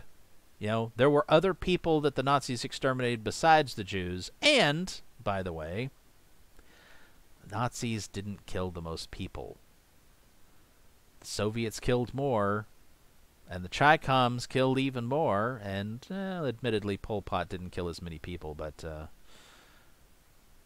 he killed them with gusto. Let's put it that way.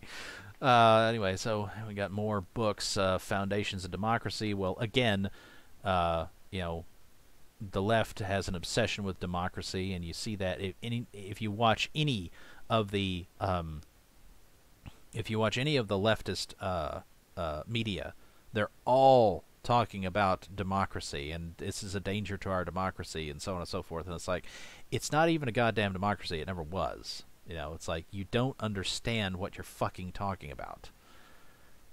But, they may find themselves at some point in the future, when everything breaks down, they may find themselves at the mercy of a true democracy, meaning mob rule, meaning an angry mob might come for them and burn them at the stake or something. And if that happens, I am going to have no fucks to give. I'm going to be like, I'm just going to laugh. It's like, they burned Chris Hayes at the stake.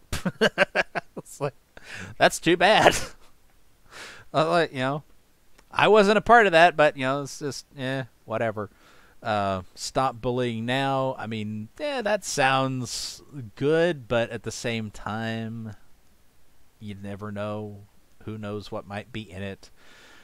100 questions you'd never ask your parents. Well, you should. Whatever the fuck those questions are, you should ask your fucking parents. And they should be willing, parents should be willing to listen to their kids about anything and not shame them for it, and just fucking give them honest answers, goddammit. And by the way, it's like, I mean, again, this is, parenting advice from somebody who's not a parent, but nevertheless, I would say, don't ever fucking lie to your kids. It's like, my mother didn't lie to me. Like, I remember, she got some heat from other people about that when I was real little. Other people thought that she should lie to me and say that Santa Claus was real. I asked her directly, is Santa Claus real? And she told me no.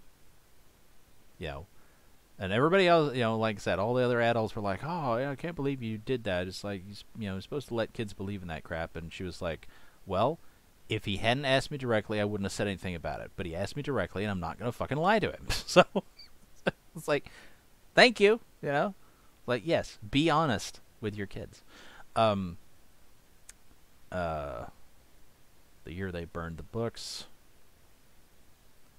That's current year, right? Let's get some fucking, side note, again, not any way pro-Nazi, but gotta admit, the Nazi book burning march from that was featured in Indiana Jones and the Last Crusade. That was pretty cool. That was pretty cool, military march. I don't know. I'm a fan of some military marches. So that one was really nice. I like that. Dun, dun, dun, dun, dun, dun, dun, dun, dun, dun, you know, or whatever. However it goes. It's like that was pretty cool. You know, hey, you know, and again, it's like the Nazis were leftists, but nevertheless, to troll the left, since they're so convinced that the Nazis were right wing, maybe when we burn their bullshit commie books, we should play that music. Here They Burned the Books by Nancy Garden, which is about a controversy over a high school sex ed program and a school board member trying to get all the sex ed materials removed from the school. Of course, the bulk of the offensive books are gay and trans books. According to Danica's numbers, Well, I'm sure that they are the bulk of what people find offensive. You know, sorry, but it's, you know, it's to some degree true. Again, it's like the gay stuff. Like I remember years and years ago, it's like I've read, not like novels, I guess, but like short stories. And again, most of this is like, you know, I don't know, fan fiction or something. It's, you know, it's like, you know, well, no, it's not all fan fiction. Some of it's, you know, some of it's original. But I've read things online that are like, you know, they're gay. It's like, you know, stories about, you know, that the main character's gay. It's like I've read, you know, that stuff since, you know, I don't know, sometime in the 90s, off and on. And I don't know. It's just I don't know why, you know, why I liked it. I get it. It's just different, I guess. Like it's a change of pace. Like I've read so many things where it was like, you know, straight characters and straight relationships, and then read, you know, something about, you know, gay characters and gay relationships, and it's like, you know, it's like, it's a novelty. You know, so, but anyway, it's like I read a number of those, you know, and over the decades, and you know, it's like they were there, you know, and you know, and in print and whatnot. It's like you know, again, I was like, I didn't really do the, you know, reading gay novels or whatever, but it's like that kind of stuff, the content, you know, the gay content was available, but it was not intrusive. Like it wasn't everywhere. Like it wasn't so pervasive that you couldn't get away from it. Nowadays, you can't. Like there's no getting away from it. It's everywhere. And increasingly these days, like, and the trans stuff, it's like that was very rare back in the day. You know, it wasn't complete. Like, you know, there were a few like classic sci-fi things, I think, that I didn't read them, but I read about them. You know, and you could say that the Crying Game was sort of, you know, that Dill was supposedly transgender. I don't know that anybody thought of it that way at the time. But in retrospect, I think people describe it that way. But anyway, it's like, you know, like trans stuff was not unknown, but it was pretty rare, and it certainly was not, you know, in your face, can't get away from it. And nowadays it's like it's everywhere.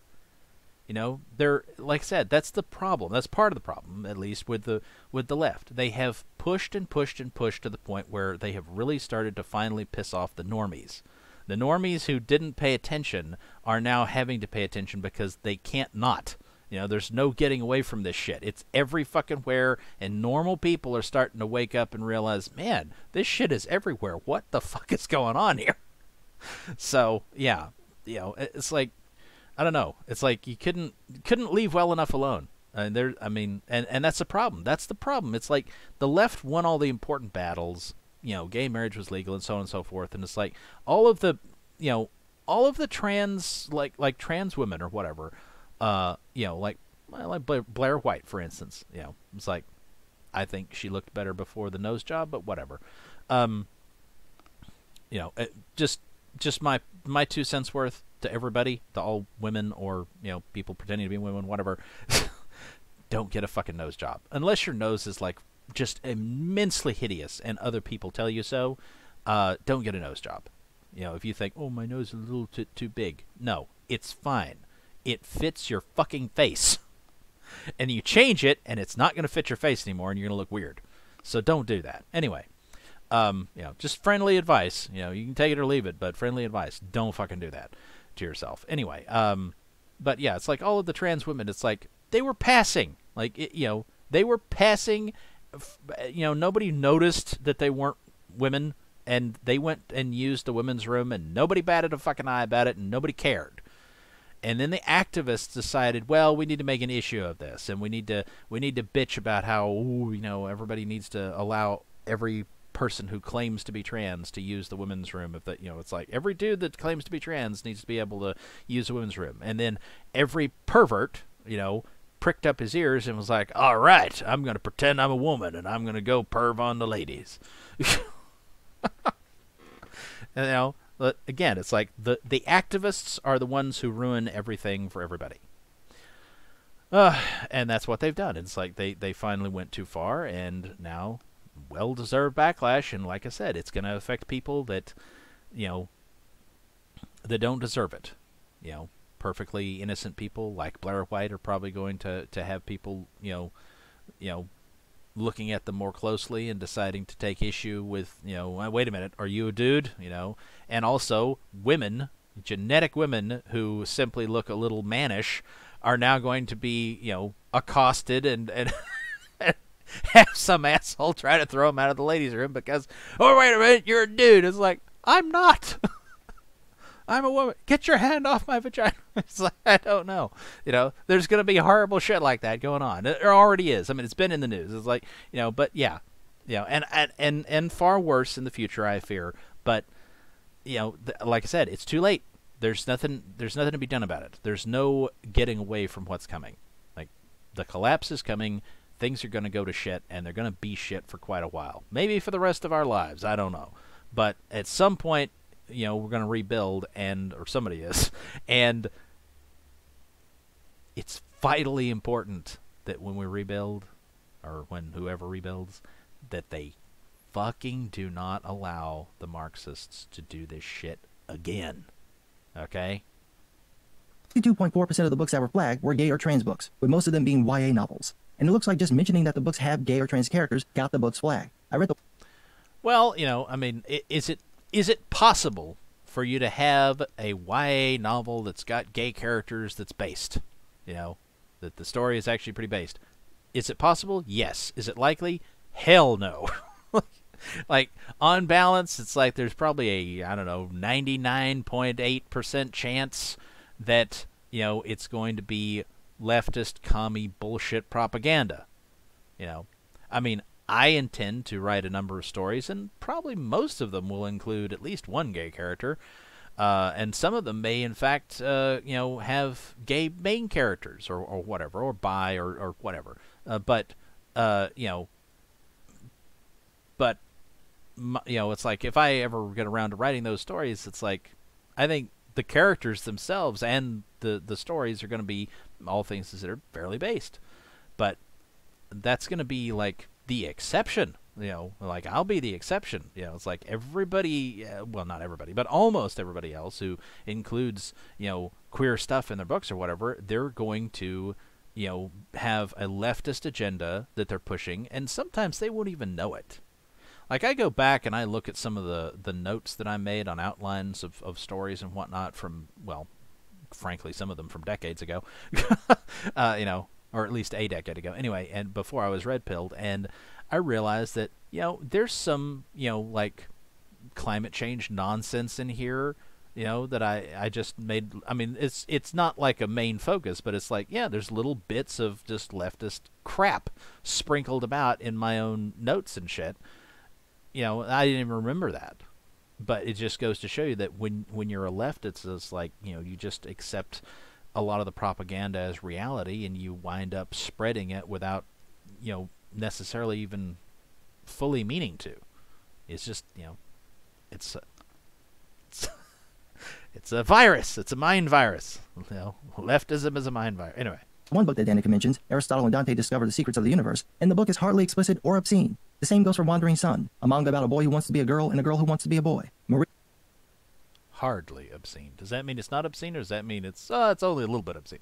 Rico's Maki This One Summer was also flagged, and this too is hardly explicit or obscene. The obvious... Hardly. Again, hardly. Does that mean that it's not, or does that mean that it is, but he judges it to be under whatever threshold, you know, I don't element know. Here is that the right doesn't want anything that so much as mentions the existence of gay and trans people to be in schools. And you know, and like 20 years ago or nearly, that was one of the things that I, do remember kind of taking a specific stand upon, which was thinking to myself, uh, there a lot of times people ignore the existence of gay or bi or whatever characters, or ignore the existence of people that are that way, and and therefore their characters aren't that way. Like none of them. Like that. And is it I mean, and I never felt like there was any kind of requirement. It's just like if you're to set a fictional story in the United States, and let's say it was, let's say it's today for that matter, but today, 10 years ago, 20 years, whatever. But if you're to go and you're like, I'm going to tell a story about teenagers, a group of teenage friends, and whatever the context is of that, and you just go and you select some random group of friends from somewhere in the United States, what are the odds that that random group of people is going to contain like 2 white people and an Asian and a black and a Hispanic, and at least one of them is going to be gay? Like, what are the odds of getting so diverse a cast, if you were to actually go and look? It's like, it's all, there's virtually no chance that you'd hit all the identity groups. And so anytime that was done, it's like, that's bullshit. But also, I always felt like, well, I mean, gay characters, gay people exist, and therefore gay characters should exist. Like, whether or not you focus on them is, maybe not, but it's like, don't pretend like there are no gay people in your fictional universe, because that's not realistic. Not if your fictional universe is meant to be about humans and actually represent, what is it they say about art? Art is meant to reflect nature or whatever. Well, it's like there are gay people in nature, so that should be reflected in your art. I always felt that way about that. And also, of course, another thing, which the left definitely guilty of this, more so I should think than anybody else is guilty of leaving out the gays. The leftists have always been guilty of leaving out the Christians. Like, there's no Christian characters. And again, it's like, I may have been a leftist, but I was a Christian, and I recognize that. It's like, you read all these books, and it's like, there's never any Christians in these books. Never. It's like, especially sci-fi, it's like, there's never any Christians. Part of that, you can say that, oh, well, that's just people, being cautious and steering clear of the topic of religion or whatever. It's like, well, whatever. But again, it's like, especially if you're setting it in the here and now, but frankly, anytime since Christianity became a thing, it's like there should probably be some Christians in your fictional world if it's meant to reflect reality in any way, shape, or form. And most of the time it doesn't. And a lot of times in sci-fi, if religion exists, then it's usually painted as a bad thing. Anyway. So, that was another thing that I kind of resolved to do, was that I'm going to specifically make sure that maybe not all of my characters are Christian, but many of them will be. And some of them will just be, sort of nominally Christian, and they won't talk about it. And others, it will be a significant portion of their life. It's of significant importance. So, like these are choices that I made a long time ago, and I stick by those choices to include these elements of reality. So I'm not, in favor of, oh, well, you should get rid of all the gay characters in everything. No. But at the same time, I'm aware that when the authors are leftists, and most authors who are going to include gay characters are going to be leftists. And I'm aware that the leftist authors are, on purpose or maybe just incidentally, going to include leftist propaganda. So I'm aware of that issue, and it's an issue. It's and there's no easy solutions to that. I would hazard a guess that would include gay and trans students themselves. It's difficult to give the right the benefit of doubt when they're falling back on their typical tactic of calling gay and transgender people pedophiles and perverts, claiming black people are lying. Well, some of them are. Certainly not all, but some of them are. It's like, pardon me, I mean, should you assume that that because somebody is not heterosexual that means they're a pervert. No, you definitely should not. Should you assume that they're a pedophile? Absolutely not, unless you have evidence to indicate that. But if you do, and for God's sake, it's like if they've been convicted of molesting children, like Rosenbaum, for instance, let's not pretend like, oh no, he was a hero. It's like, nope, not a fucking hero. But anyway. And about racial injustice and sometimes blacks are lying about racial injustice. I mean, this is what the left does. You understand? It's like they lie about all kinds of things. You've had gay people complain that they got a racist message on their cake or whatever that they bought at Walmart or wherever the fuck it was, and it's like that turned out to be a lie. You got the black kid that spray painted shit all over his wasn't it a fancy car? Like, wasn't his family rich or some shit? Like they were, or well, not rich perhaps, but middle class or whatever, black family, and this kid had his, he was like still a teenager, but he had his own like BMW or something, something fancy, and he fucking spray painted, N-word and whatever all over it, and claimed that he was a victim of hate crime, and then they discovered, nope, you did that to yourself. It's like, it's not a fucking hate crime. And then the little pull string or whatever, on the garage door business, where the guy was like, I found a noose, in my garage, and it's like, no, you didn't. It's like a bunch of fucking bullshit, just over and over and over, bullshit from the left, and you got women complaining about the wage gap, which isn't a thing. It's not a real thing. And you have you even had at one point Rachel Maddow from MSNBC on NBC's Meet the Press, their Sunday morning news show, and she's there at some kind of round table with one of her colleagues from MSNBC or NBC or whatever, and he's trying to explain to her, the math, that and get across to her that I know that you believe that this is true, Rachel, but it's not. There is no wage gap, and here's why. And she wouldn't let him finish because she didn't want to hear it. She didn't want to hear the facts that there's no goddamn wage gap. She wants to believe her leftist horseshit, and she wants everybody else to believe it too. It's like, that's what the left is like. Every fucking thing about them, essentially. I mean, do they occasionally tell the truth? Yes.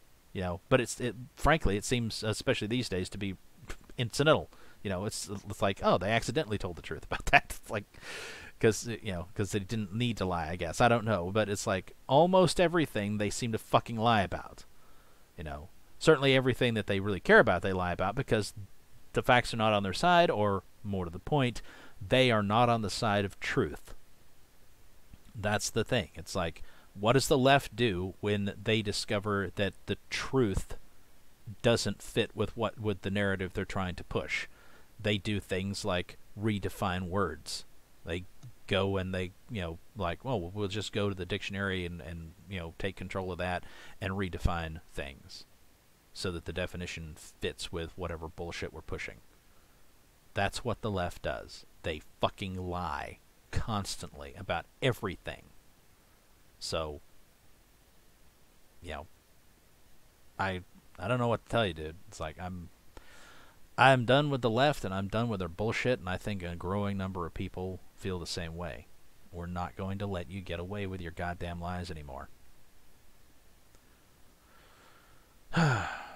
literally trying to ban any mention of women's rights, gay rights, and civil rights from schools. If you want me to give you... Don't mind there being mentions of those things. Don't even mind them being taught, as long as they're taught in a proper and reasonable manner. And unfortunately, since most of the material that's going to exist talking about such things is written by leftists, then by default at this point I kind of have to assume that it's probably full of a bunch of bullshit. It's full of leftist lies. So those topics shouldn't be verboten, but perhaps they should be verboten if the authors are lefties. Yeah, those subjects perhaps should only be allowed to be taught from from right-wing authors. Find some right-wing authors, some reasonable ones to tackle those subjects, and then you teach from that perspective, because that perspective is going to be, if not completely true, then it's certainly going to be a lot closer to the completely accurate version of things. And at the very least, it's not going to contain lefty propaganda, hopefully. So anyway, the benefit of doubt. Doing things like this ain't gonna cut it. Let's look at Krause's. And he says benefit of the doubt as though anybody needs his benefit of the doubt. And again, it's like, we're past all that. Like, I don't give a flying fuck whether leftists, agree with anything the right is doing. I don't care. I don't care if you, hate everything about us. It doesn't matter anymore. It's like we've moved past the point where it makes sense for anybody to be seeking any kind of middle ground, for there to be any kind of consensus. It's like, once upon a time, when they hadn't moved the Overton window so far to the left, that made sense. It made sense to maybe compromise on things, to be like, well, we all have to live together and we all have to get along and so on and so forth. Well, that was fine so long as the other side was like at a time far enough back when the leftists were frankly their views were kind of like the centrist views are now. But it's like they've gone,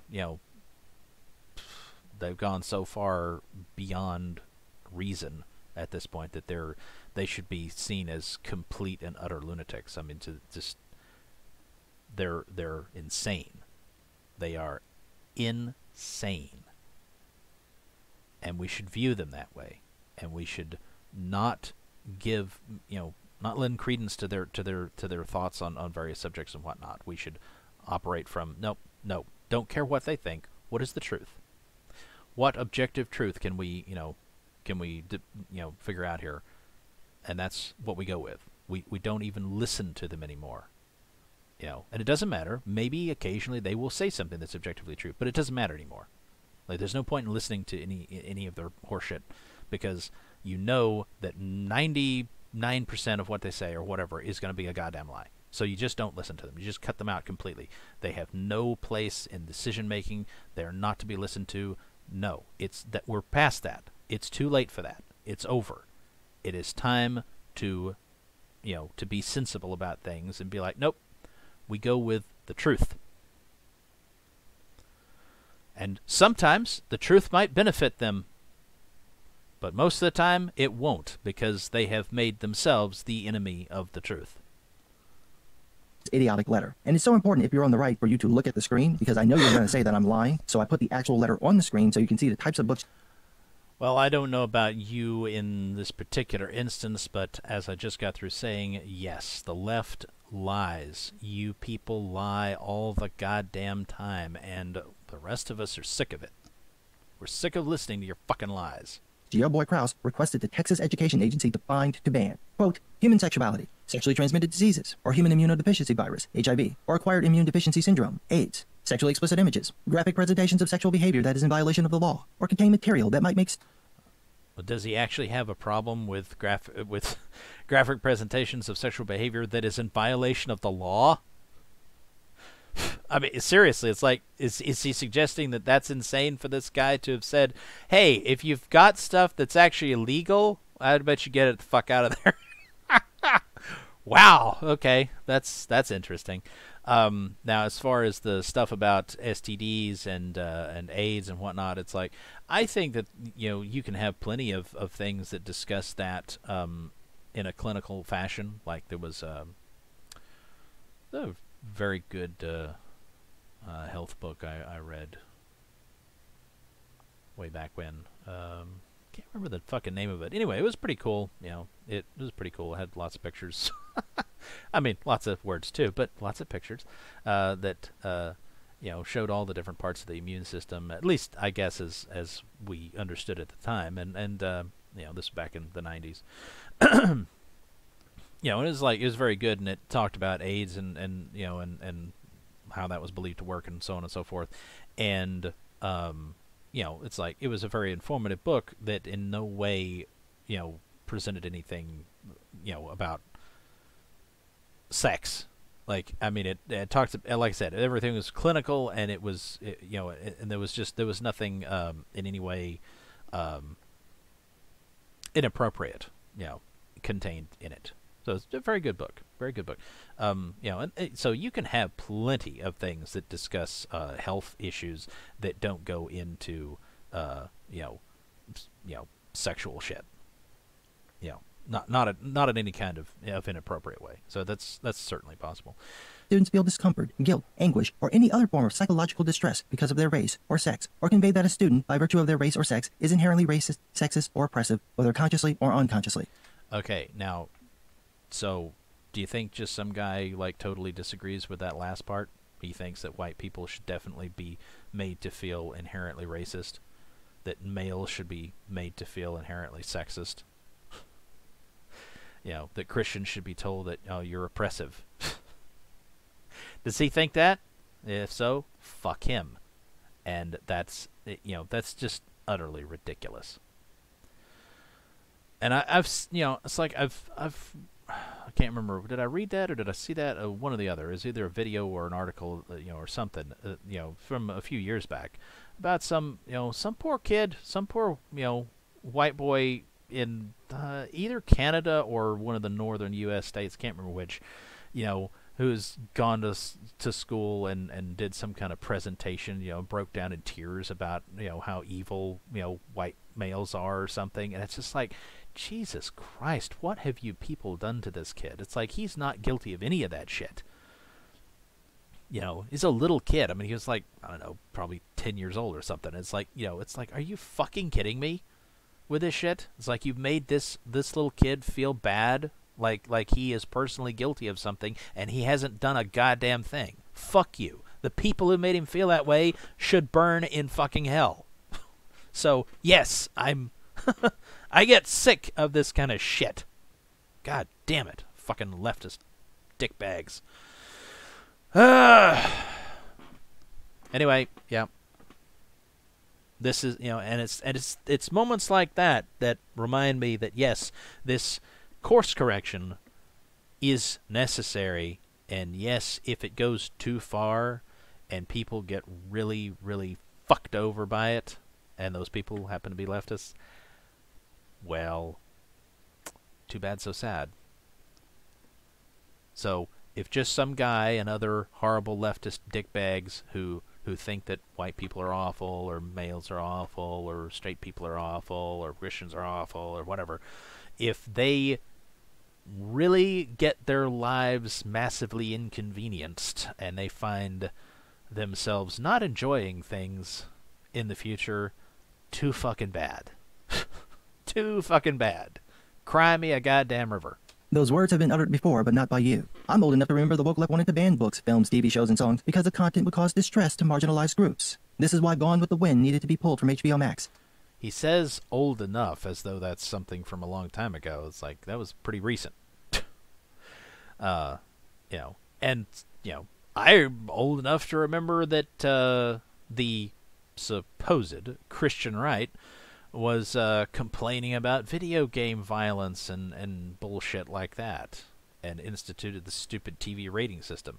In case anybody's not aware, that TV whatever the fuck that appears on TV programs, it's like that never used to be a thing back in the day. You never had to put up with that crap being pasted over the program you're watching when it starts.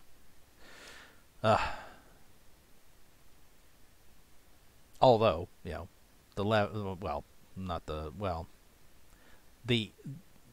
had the Christian groups that were nominally on the right complaining about that, but you also had plenty of people on the left, Tipper Gore and whoever else, who were, pushing that kind of shit. And it was actually instituted under Clinton, I believe, And they wanted, did they ever do that, or did they just talk about it? I remember when I was a kid, they talking about the V chip or whatever.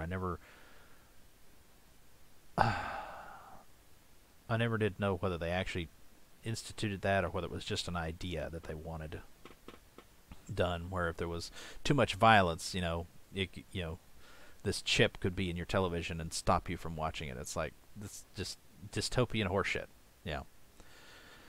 But as much as there might be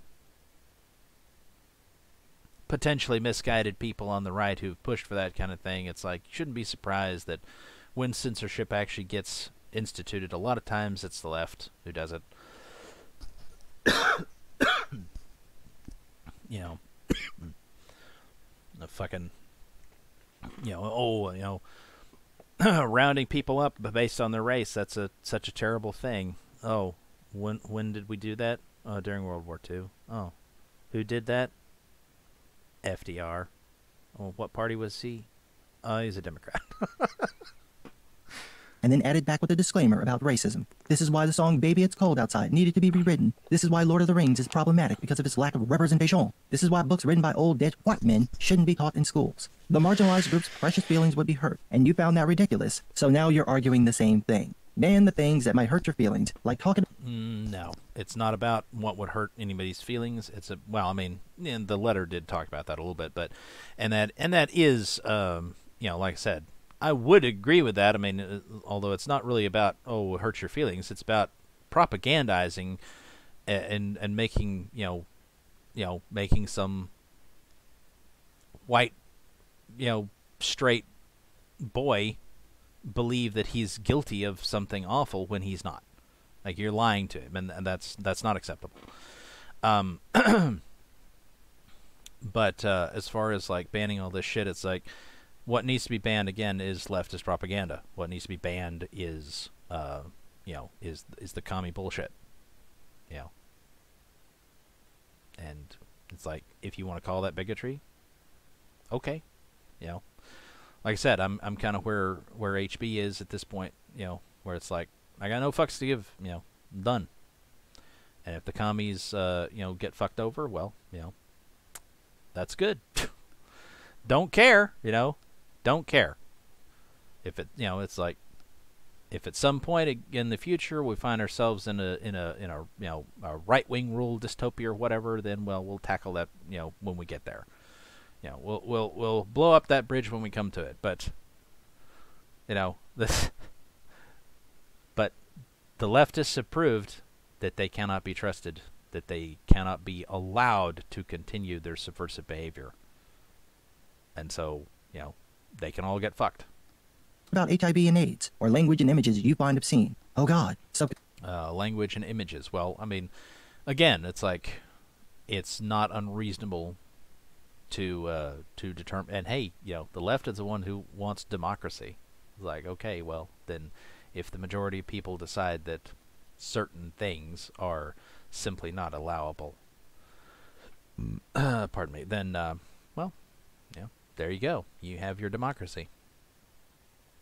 Except they never want anything, democracy or anything else, when it goes against them. They only want things when it favors their side. Conservative student might feel discomfort upon hearing about racism, misogyny, and homophobia, so that content must be banned. It's not about, it's not about just banning the content, period. I mean, that may be a starting place, and like I've already explained why, because probably most of the material about it is all leftist, is all riddled with leftist propaganda because it was written by leftists. But like I said, it's about lies. It's like, that's what can't be allowed anymore, is leftist lies. So, it's like, you want to talk about homophobia, although again that's a misnomer, because it's usually not anything to do with an a phobia is an unreasonable fear. Mostly that is not the problem. It's like, I mean,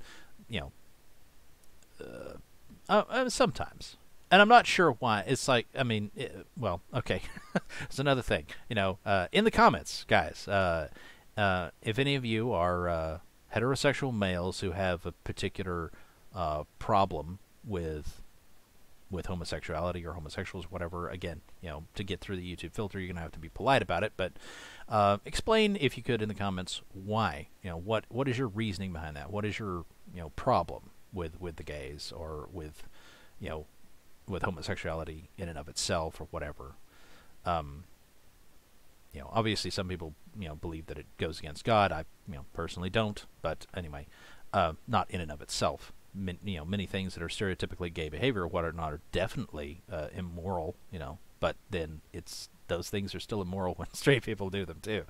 But anyway, but I suppose it's possible that, like, I've occasionally thought about this before. But why? Like I said, it's like I'm not in any way anti-gay, really. So I'm there. Obviously, there are some people who are clearly anti-gay in a very sort of hateful way, and I'm not entirely sure why. And I'm pretty sure that it's really not like, I don't think I think a lot of times the cause and effect is kind of reversed. It's like some people would be like, well, they hate gays because the church tells them to, and it's like, I think it's more like some people hate gays first, and then they're very pleased to find that the church is against the gays too, and then they wind up being one of those gay anti-gay preachers who says just horrible fucking things about gays, and it's like I think they're it's like they're great. They're very happy that they can claim that God's on their side about it or whatever, because most people believe that mistakenly, in my opinion. But nevertheless, but I think it's like the hatred is like, I don't think that came from from a belief in God or reading scripture. I believe that the visceral hatred of gays comes from someplace else, and I'm not sure where. And as far as, like I said, phobia, as far as that goes, it's like there is perhaps one way in which that makes sense, in a way, and that is it's not a universal practice. Some people think it is. It's not actually. It's Stephen Fry, I believe.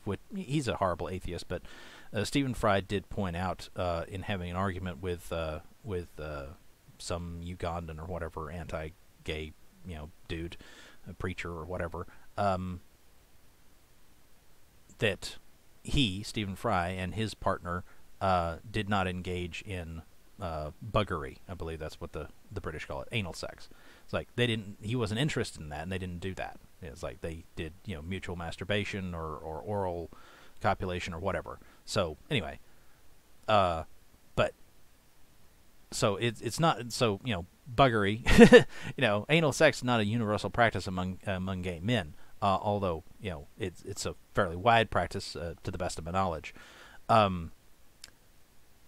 and I suppose and this is a thing. Like, you go back into the past, far enough in the past, and it was like well, okay, Bible explaining, Sodom and Gomorrah. First of all, I'll just mention this as an aside. Sodomy in English doesn't just refer to anal sex, just so you know. It also refers to oral sex, and it's not exclusive to gays. It's like if your girlfriend takes up the ass from you, or if she gives you blowjobs, you're engaging in sodomy. Like that is what that is called in English. But also, the tale of Sodom and Gomorrah and what went on there, it's like that's also misunderstood, because the sort of Sunday school version of it, as it were, I mean, not actual Sunday school for little kids, but just the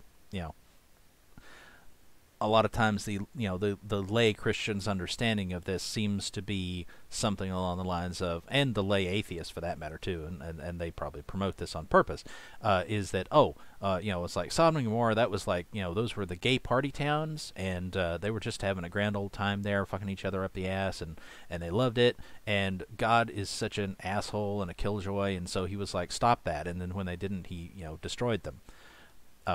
That is, of course, not actually what happened. It's like, that's not what was going on there. It was not, it's like the anal raping, not anal sex, not consensual anal intercourse, anal raping that was going on there. It had a specific purpose, and it wasn't actually, it's not sexual gratification. It was an act of dominance, essentially. And I'm pretty sure this is prevalent in numerous cultures in the ancient world. That and that was what God was upset with Sodom and Gomorrah and the other cities. I can't remember whether it was it 5 cities in total or was it 7 cities in total, whatever. But anyway, but there's there were several other cities that are not named or whatever in the same region. And that was what God was angry at them about, was how they incredibly rude they were to people who visited their city. It's like, people who are passing through or whatever, you treat them like shit. Stop that. And so the anal sex, it's like where that came in was, travelers come to their city and the people in Sodom or Gomorrah or the other cities or whatever would say, hello there, welcome to our city, bend over. Is like, we're going to fuck you up the ass to show you who's boss. And your inability to sit down, at least comfortably, during your stay in our city will help you remember that you are not in charge here. We are in charge here. So again, act of dominance. It was it was something forced on people, and it was to show them who was boss. And it's like that. Like I said, that was not just there. It was I don't know how common it was, but it was a practice of the ancient world that this sort of stuff happened a lot. And I suppose that to a heterosexual man, potentially, the thought of being forcefully penetrated might be, it's like might be something that just disturbs him to the point of having an unreasonable fear, of homosexuals. Because because being straight and not finding any enjoyment in it, they can't think of being penetrated that way as anything other than just a horrible violation of themselves, dreadfully uncomfortable, and and no doubt making them feel less masculine, for having been taken advantage of in that way or whatever. I suppose that makes sense. I don't know. But anyway, it's like, I mean, I mean, a friend of mine, gay friend, found a club that he liked to go to for, dancing and whatnot. And, he said, after, he had this attitude where it seemed like anytime he found something new, whether it was a club to go, dancing and whatnot, a TV show to whatever, it's like whatever new thing he found, he was really enamored of for a short time. And then he'd find something else. So it's he was that kind of person, and just had that kind of attitude towards things. Anyway, so this club was the new thing that he'd found that he was so thrilled about, and he said that I should come with him sometime. That I would love the music, and and I should come with him. And I was like, oh, maybe, it's like I wasn't really interested because I've never been one to go to clubs or bars or whatever. It's just not my thing. I've made some similar refusals to straight friends when they've invited me to go drinking with them and whatnot. But anyway, so he said this, and then a couple of weeks later or whatever, he's like, I was talking to him, and he's like, yeah, I'm never taking you there. I don't remember how it got brought up, but the subject of the club or whatever got brought up, and he's like, no, we're never going there. I'm like, okay, why? What happened? And it turns out that he'd been there, and he'd gone to the bathroom and to take a leak or whatever, and somebody came up behind him and attempted to rape him. It's like shoved him into the stall and tried to yank his pants down, and he was able to slug the guy and get away. But it's anyway, so it's like, I'm aware that obviously there are gay rapists, as it were, or whatever, but nevertheless, it's like, it never ever has like seriously occurred to me to worry about that. Like so if there are straight guys out there who worry about being, raped by a man, I mean, I've worried about being, assaulted, being, killed, but I mean, I don't worry about that most of the time, but I have, in the past thought about that, but I have, I've never really thought about, being raped. Like, ooh, what if some guy raped? It's like, it's just not something that ever really occurs to me. I mean, if I actually do think about it, then I think to myself, well, the one thing that I can say is that, unless I'm, if he knocks me out or whatever, then I can't fight back. But it's like, if it's like, even if the dude's bigger than I am and he can overpower me, it's like, he's not going to be able to say, like, if I'm conscious for it, he's not going to be able to say, oh, well, I thought he wanted it because he didn't fight back. It's like, no, motherfucker, I'm going to fight back like you wouldn't believe. It's like, if there's any way that I can stop you, I'm going to stop you. And if not, you're going to have a lot of fucking marks all over you, and you're going to know that I was not a willing participant. And although it technically would be illegal, I suspect that, if I wasn't able to stop him and he got finished, then as soon as I was able, I would grab the nearest weapon and kill him. Technically, that would be murder at that point, unfortunately. Like, it's still considered self-defense if they're in the process of committing a crime against you. So if he's still raping you and you manage to stab him in the neck with a pair of scissors or whatever and kill him, then it's like, that was self-defense. But if you aren't able to reach the scissors or whatever until afterwards, and then you go after him, that technically is considered by the law murder. Although, if there's no witnesses, I think you can probably get away with it by just saying, "Oh, well, no, he was still, it's like he was still in the process. He was still in the process of assaulting me when I killed him." Anyway, but I mean, hopefully hopefully if that actually happened to you, like even if somehow they knew that you killed him afterwards, hopefully either you're dealing with a base police force that would be like, yeah, we're not charging you with anything. Or if it does go to court, hopefully a jury of your peers will be like, oh, well, hell yeah, I would have killed the fucker too. So, nope. Fuck, not guilty. So, anyway. I don't know. But like I said, it's just homophobia is always, I mean, like I just outlined how there is a way for that word to properly apply, but to me, it's always felt a little odd. Like, it doesn't really fit, does it? I don't know. They weep tears of blood in the Garden of Grabass in Middle America. One of the many problems... What? What? It doesn't matter. The right has is that they don't know how to win. I've watched this happen for years. Well, yeah, I mean, that is the problem. And, of course, the problem with the right not knowing how to win is usually that they sort of stake out a very base position and then they apologize. I mean, you've seen it recently. It's like, haven't both of the, pardon me, both of the MAGA chicks in Congress have done that recently, haven't they? Like, Lauren Boebert and oh, fuck, what is the other chick's name? Shit. I'm drawing a blank all of a sudden. But anyway, like both of them have been pretty based on average, but both of them have recently apologized for things, and it's like, you can't do that. You can't apologize to the left.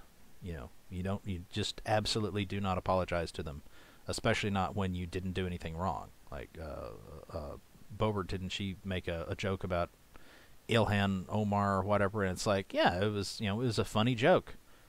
And, so what if she got offended? What if every Muslim in the country got offended? Who gives a flying fuck?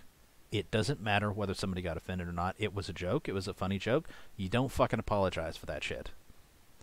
To his credit, I believe that Gosar, who's also, been in hot water with, the lefties over a meme recently, I'm pretty sure he didn't actually apologize, did he? Or maybe he did, but he still didn't, he still didn't like. It wasn't like, oh, bowing and scraping. It was more like, sorry if you got offended, and then like, didn't he, didn't he tweet the meme again or something like that? It's like, I don't know, but it's like, it's like he's been better than the two chicks, I think. But it's like they all. Everybody on the right tends to suffer from a lack of a lack of guts. It's like they need their fucking spine stiffened. All of us on the right need to do that in the face of the lefties. We need to be like, nope, we don't give a shit. Like, you can call us names, we don't care. Fuck you. We're done with this. We're done with you and your bullshit. So we're not apologizing. If you get offended, tough fucking shit.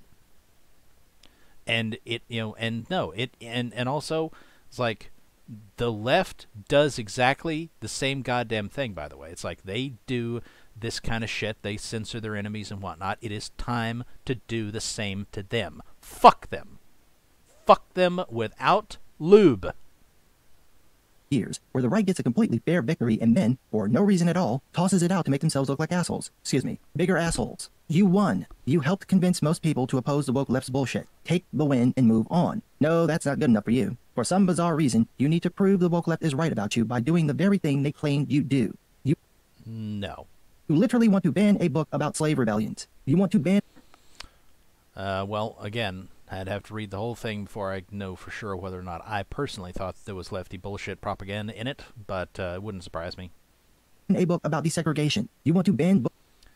Well, I think that's real rich coming from the left, because these days, the left are the ones who want to segregate. Books about equal rights. You want to ban books for just having gay characters. I realize now that the... Well, again, it's like, I don't think there's any reason to ban a book just because it has a gay character, but I also recognize that it's very likely that if a book has a gay character, that the author was a leftist, and therefore probably stuck leftist propaganda in the fucking book. So, again, it's like, I hope that my books in the future that have gay characters don't get banned, because I don't think there's anything that they'll need to be banned about. Well, I mean, it depends on what it is. I mean, if I have sex scenes in my books, whether they're gay or straight, it's like, probably that's not something that should be in schools.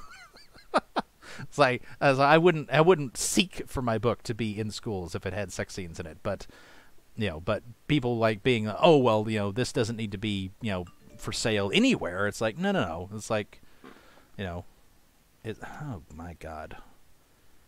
I am so sick of this fucking shit. I've been getting text messages for a while now I'm getting them from email addresses and, just some, like random Gmail address or something. And it's always, I'm sure it's like a phishing link or whatever. And sometimes it's going out to me and like 20 other people. And it's like, thank you. Now those 20 other people have my number. Fuck you. It's like, that should be punishable by death, by the way. Telemarketing should be not only illegal, like the entire CIA drone fleet or whatever should be tasked with tracking down and killing the telemarketers of the world. Next to your name doesn't stand for Republican. It should be considered a form of terrorism, telemarketing. You look like bigots when you want to ban books you haven't read because... Don't care. Don't care how we look. Fuck you. They're about people you don't like. You must understand. Not because about people we don't like. That's not the issue. Full of lefty propaganda. That's the issue. No one with a functioning brain believes anything that comes out of the right's mouth. We've had a... No. And projection, I should think. Like so many things the left does. Projection.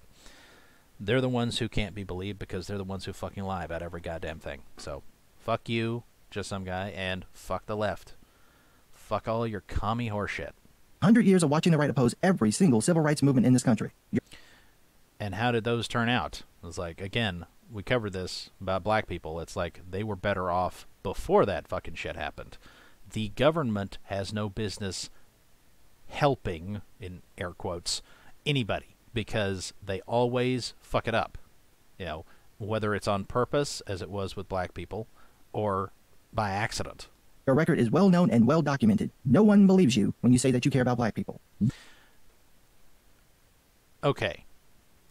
I don't care about black people as a generic group. I may care about individual black people. I may care about individual women. I may care about individual gay people. I may care about, lots of individual people that I know. I don't fucking care about their goddamn identity group, though. I'm not interested in playing your identity politics game. So, no. And no politician should either. Nobody on the right should ever be doing that crap. Nobody should ever talk about how, oh, we care about black people. No. There's no reason to care about black people as some sort of monolithic group, because they're not. Nobody's a fucking monolithic group. Nobody is all wired together like a goddamn Borg collective or something. It's like, oh, well, we need to pander to this hive mind over here. No, there are no fucking hive minds. There are a bunch of fucking individuals. And you don't care about identity groups. You care about people who are sane. People who are good, people who are committed to the truth. You care about that. You don't fucking care about, somebody because of the color of their skin or whatever the fuck else. Like, or what's between their legs, or, who who they like to sleep with, or whatever. No, fuck that. No one believes you when you say you care about immigrants. No. And as far as that goes, I don't care about immigrants. I don't want there to be immigrants. Not legal or illegal, either one. I want a fucking end to immigration for at least 50 years. Okay? No more fucking immigration. Period. It needs to fucking stop, at least for a long while. This is one of the mistakes, by the way. This is one of the mistakes that the Republicans have made, is doing this shit of acting like, oh yes, we need to care about black people generically. We need to care about women generically. We need to care about immigrants. It's like, no, you don't. You never did. You never needed to, and it's a mistake to play that identity politics game of the left. So, no. We're done with that fucking horseshit. No one believes you when you say you care about women. No one believes...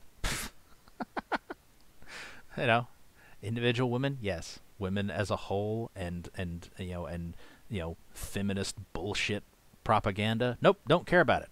Fuck them. You when you say you care about gay people because your actions contradict your words. I care about gay people that I know. Gay people that I'm friends with. I don't give a shit about them as an identity group. I'm not trying to pander to them, and no one else should either. And at the time, so do your words. And this is as perfect an example as you can get. A complete, unforced error. So if you're on the right, and you're wondering why you can't get left-leaning people like me to believe that the right is different now. I don't care. I don't care what you believe. We are past that. Either you, as someone on the left, wind up being like me. You are red-pilled and you come over to the right. You embrace the truth about the world, about reality, how things actually work. Either you do that, which is not something that can be forced upon you. You simply have to come to that conclusion on your own. Or, you remain a leftist. It's like, if you're on our side, then we welcome you with open arms. And if you're against us, if you're a leftist, if you're a commie, if you're a fucking liar who, tries to spread your complete, utter bullshit, then fuck you. I don't care what you think. No one should ever care again what the fucking lefties think. Ignore them. Walk past them. Walk over them if necessary. That you're for free speech and you're accepting of every... And that, again, we covered that earlier. No. There's no reason to be in favor of free speech, because it is never... It's a trap. It's used by the subversives to overthrow whoever's in charge, to get themselves in charge, and then they censor their opponents. So no, it's time to stop pretending like free speech is actually that great of a thing, and just simply choose what we believe needs to be censored. And as I said, my recommendation is that Marxism needs to be censored. Marxism and the Marxists need to be fucking censored, needs to be, if at all possible, stamped out forever. We cannot allow... it's like, they've already destroyed us, okay? It's like they've already destroyed Western civilization. Western, it's like we are Western civilization as a whole may collapse. The United States as a political entity certainly will collapse at this point. There's no avoiding that. When we fucking rebuild, the goddamn commies have got to be silenced once and for all. Never allow them to propagandize to your kids to say, and nobody else either for that matter, ever again. Like, do not allow them the freedom to speak their poison. That has to be, a priority. Put a stop to that. Everyone. This is why. When you're on the receiving end of fuckery, you're oh so open to everyone. But the second you get a whiff of power... I'm not open to everyone. I'm not open to evil people. I'm not open to liars. Fuck you. I don't care. I don't care whether I'm being, whether I'm being attacked. I'm not going to be like, oh yes, I will accept anyone as an ally. No. Oh, my freedom of speech is under attack. Oh, well, the Church of Satan or some other atheist LARPers, LARPing as devil worshippers, are offering to help me out. I still reject them because I reject what they are, what they represent. So, no, I won't take any ally that offers me a hand. I'm not accepting of everyone. Fuck that. Or you're right back to censoring anyone who don't think like you. You can't complain. And unfortunately, that is how it has to be. I'm sorry about that. I really am. I would have preferred some kind of, some kind of middle ground. As much as I speak against centrists, it's like I still find myself wishing that there were some kind of middle ground. I mean, I prefer it to be a middle ground that's much further to the right than the center, at least the current center. But no, as I said, it's like once upon a time the leftists, the far leftists, were kind of where the centrists are now. So a compromise would have definitely been what is now considered to be on the right, because it simply would have been seen as reasonable back then, and it would have been. But now, no. Now it's like, like I said, I would prefer some kind of balance, but not not balance as in centrist balance as in firmly on the right, but just not going to extremes of not allowing anything that somebody thinks might be subversive or become subversive. I would prefer that, but like I said, that's not what we're going to get, because that's not that's just, it's too late. We're going to wind up with very hard censorship, and it's going to come from the right. But again, it's like that. Like I said, overcorrection is better than undercorrection at this point. So it's going to suck, but we're just going to have to get through it as best we can. About censorship and then turn around and be a censoring douchebag. And for those of you who are upset because I turned my eyes to you, imagine watching me criticize the woke left for years for their... I don't care. I don't care who you criticize. I don't care who you, it's like it doesn't matter. It doesn't matter. Authoritarian bullshit, and then thinking I wouldn't criticize the right for doing the exact same thing. The truth hurts. But what do I know? I'm just some guy. Very true. He is just some guy.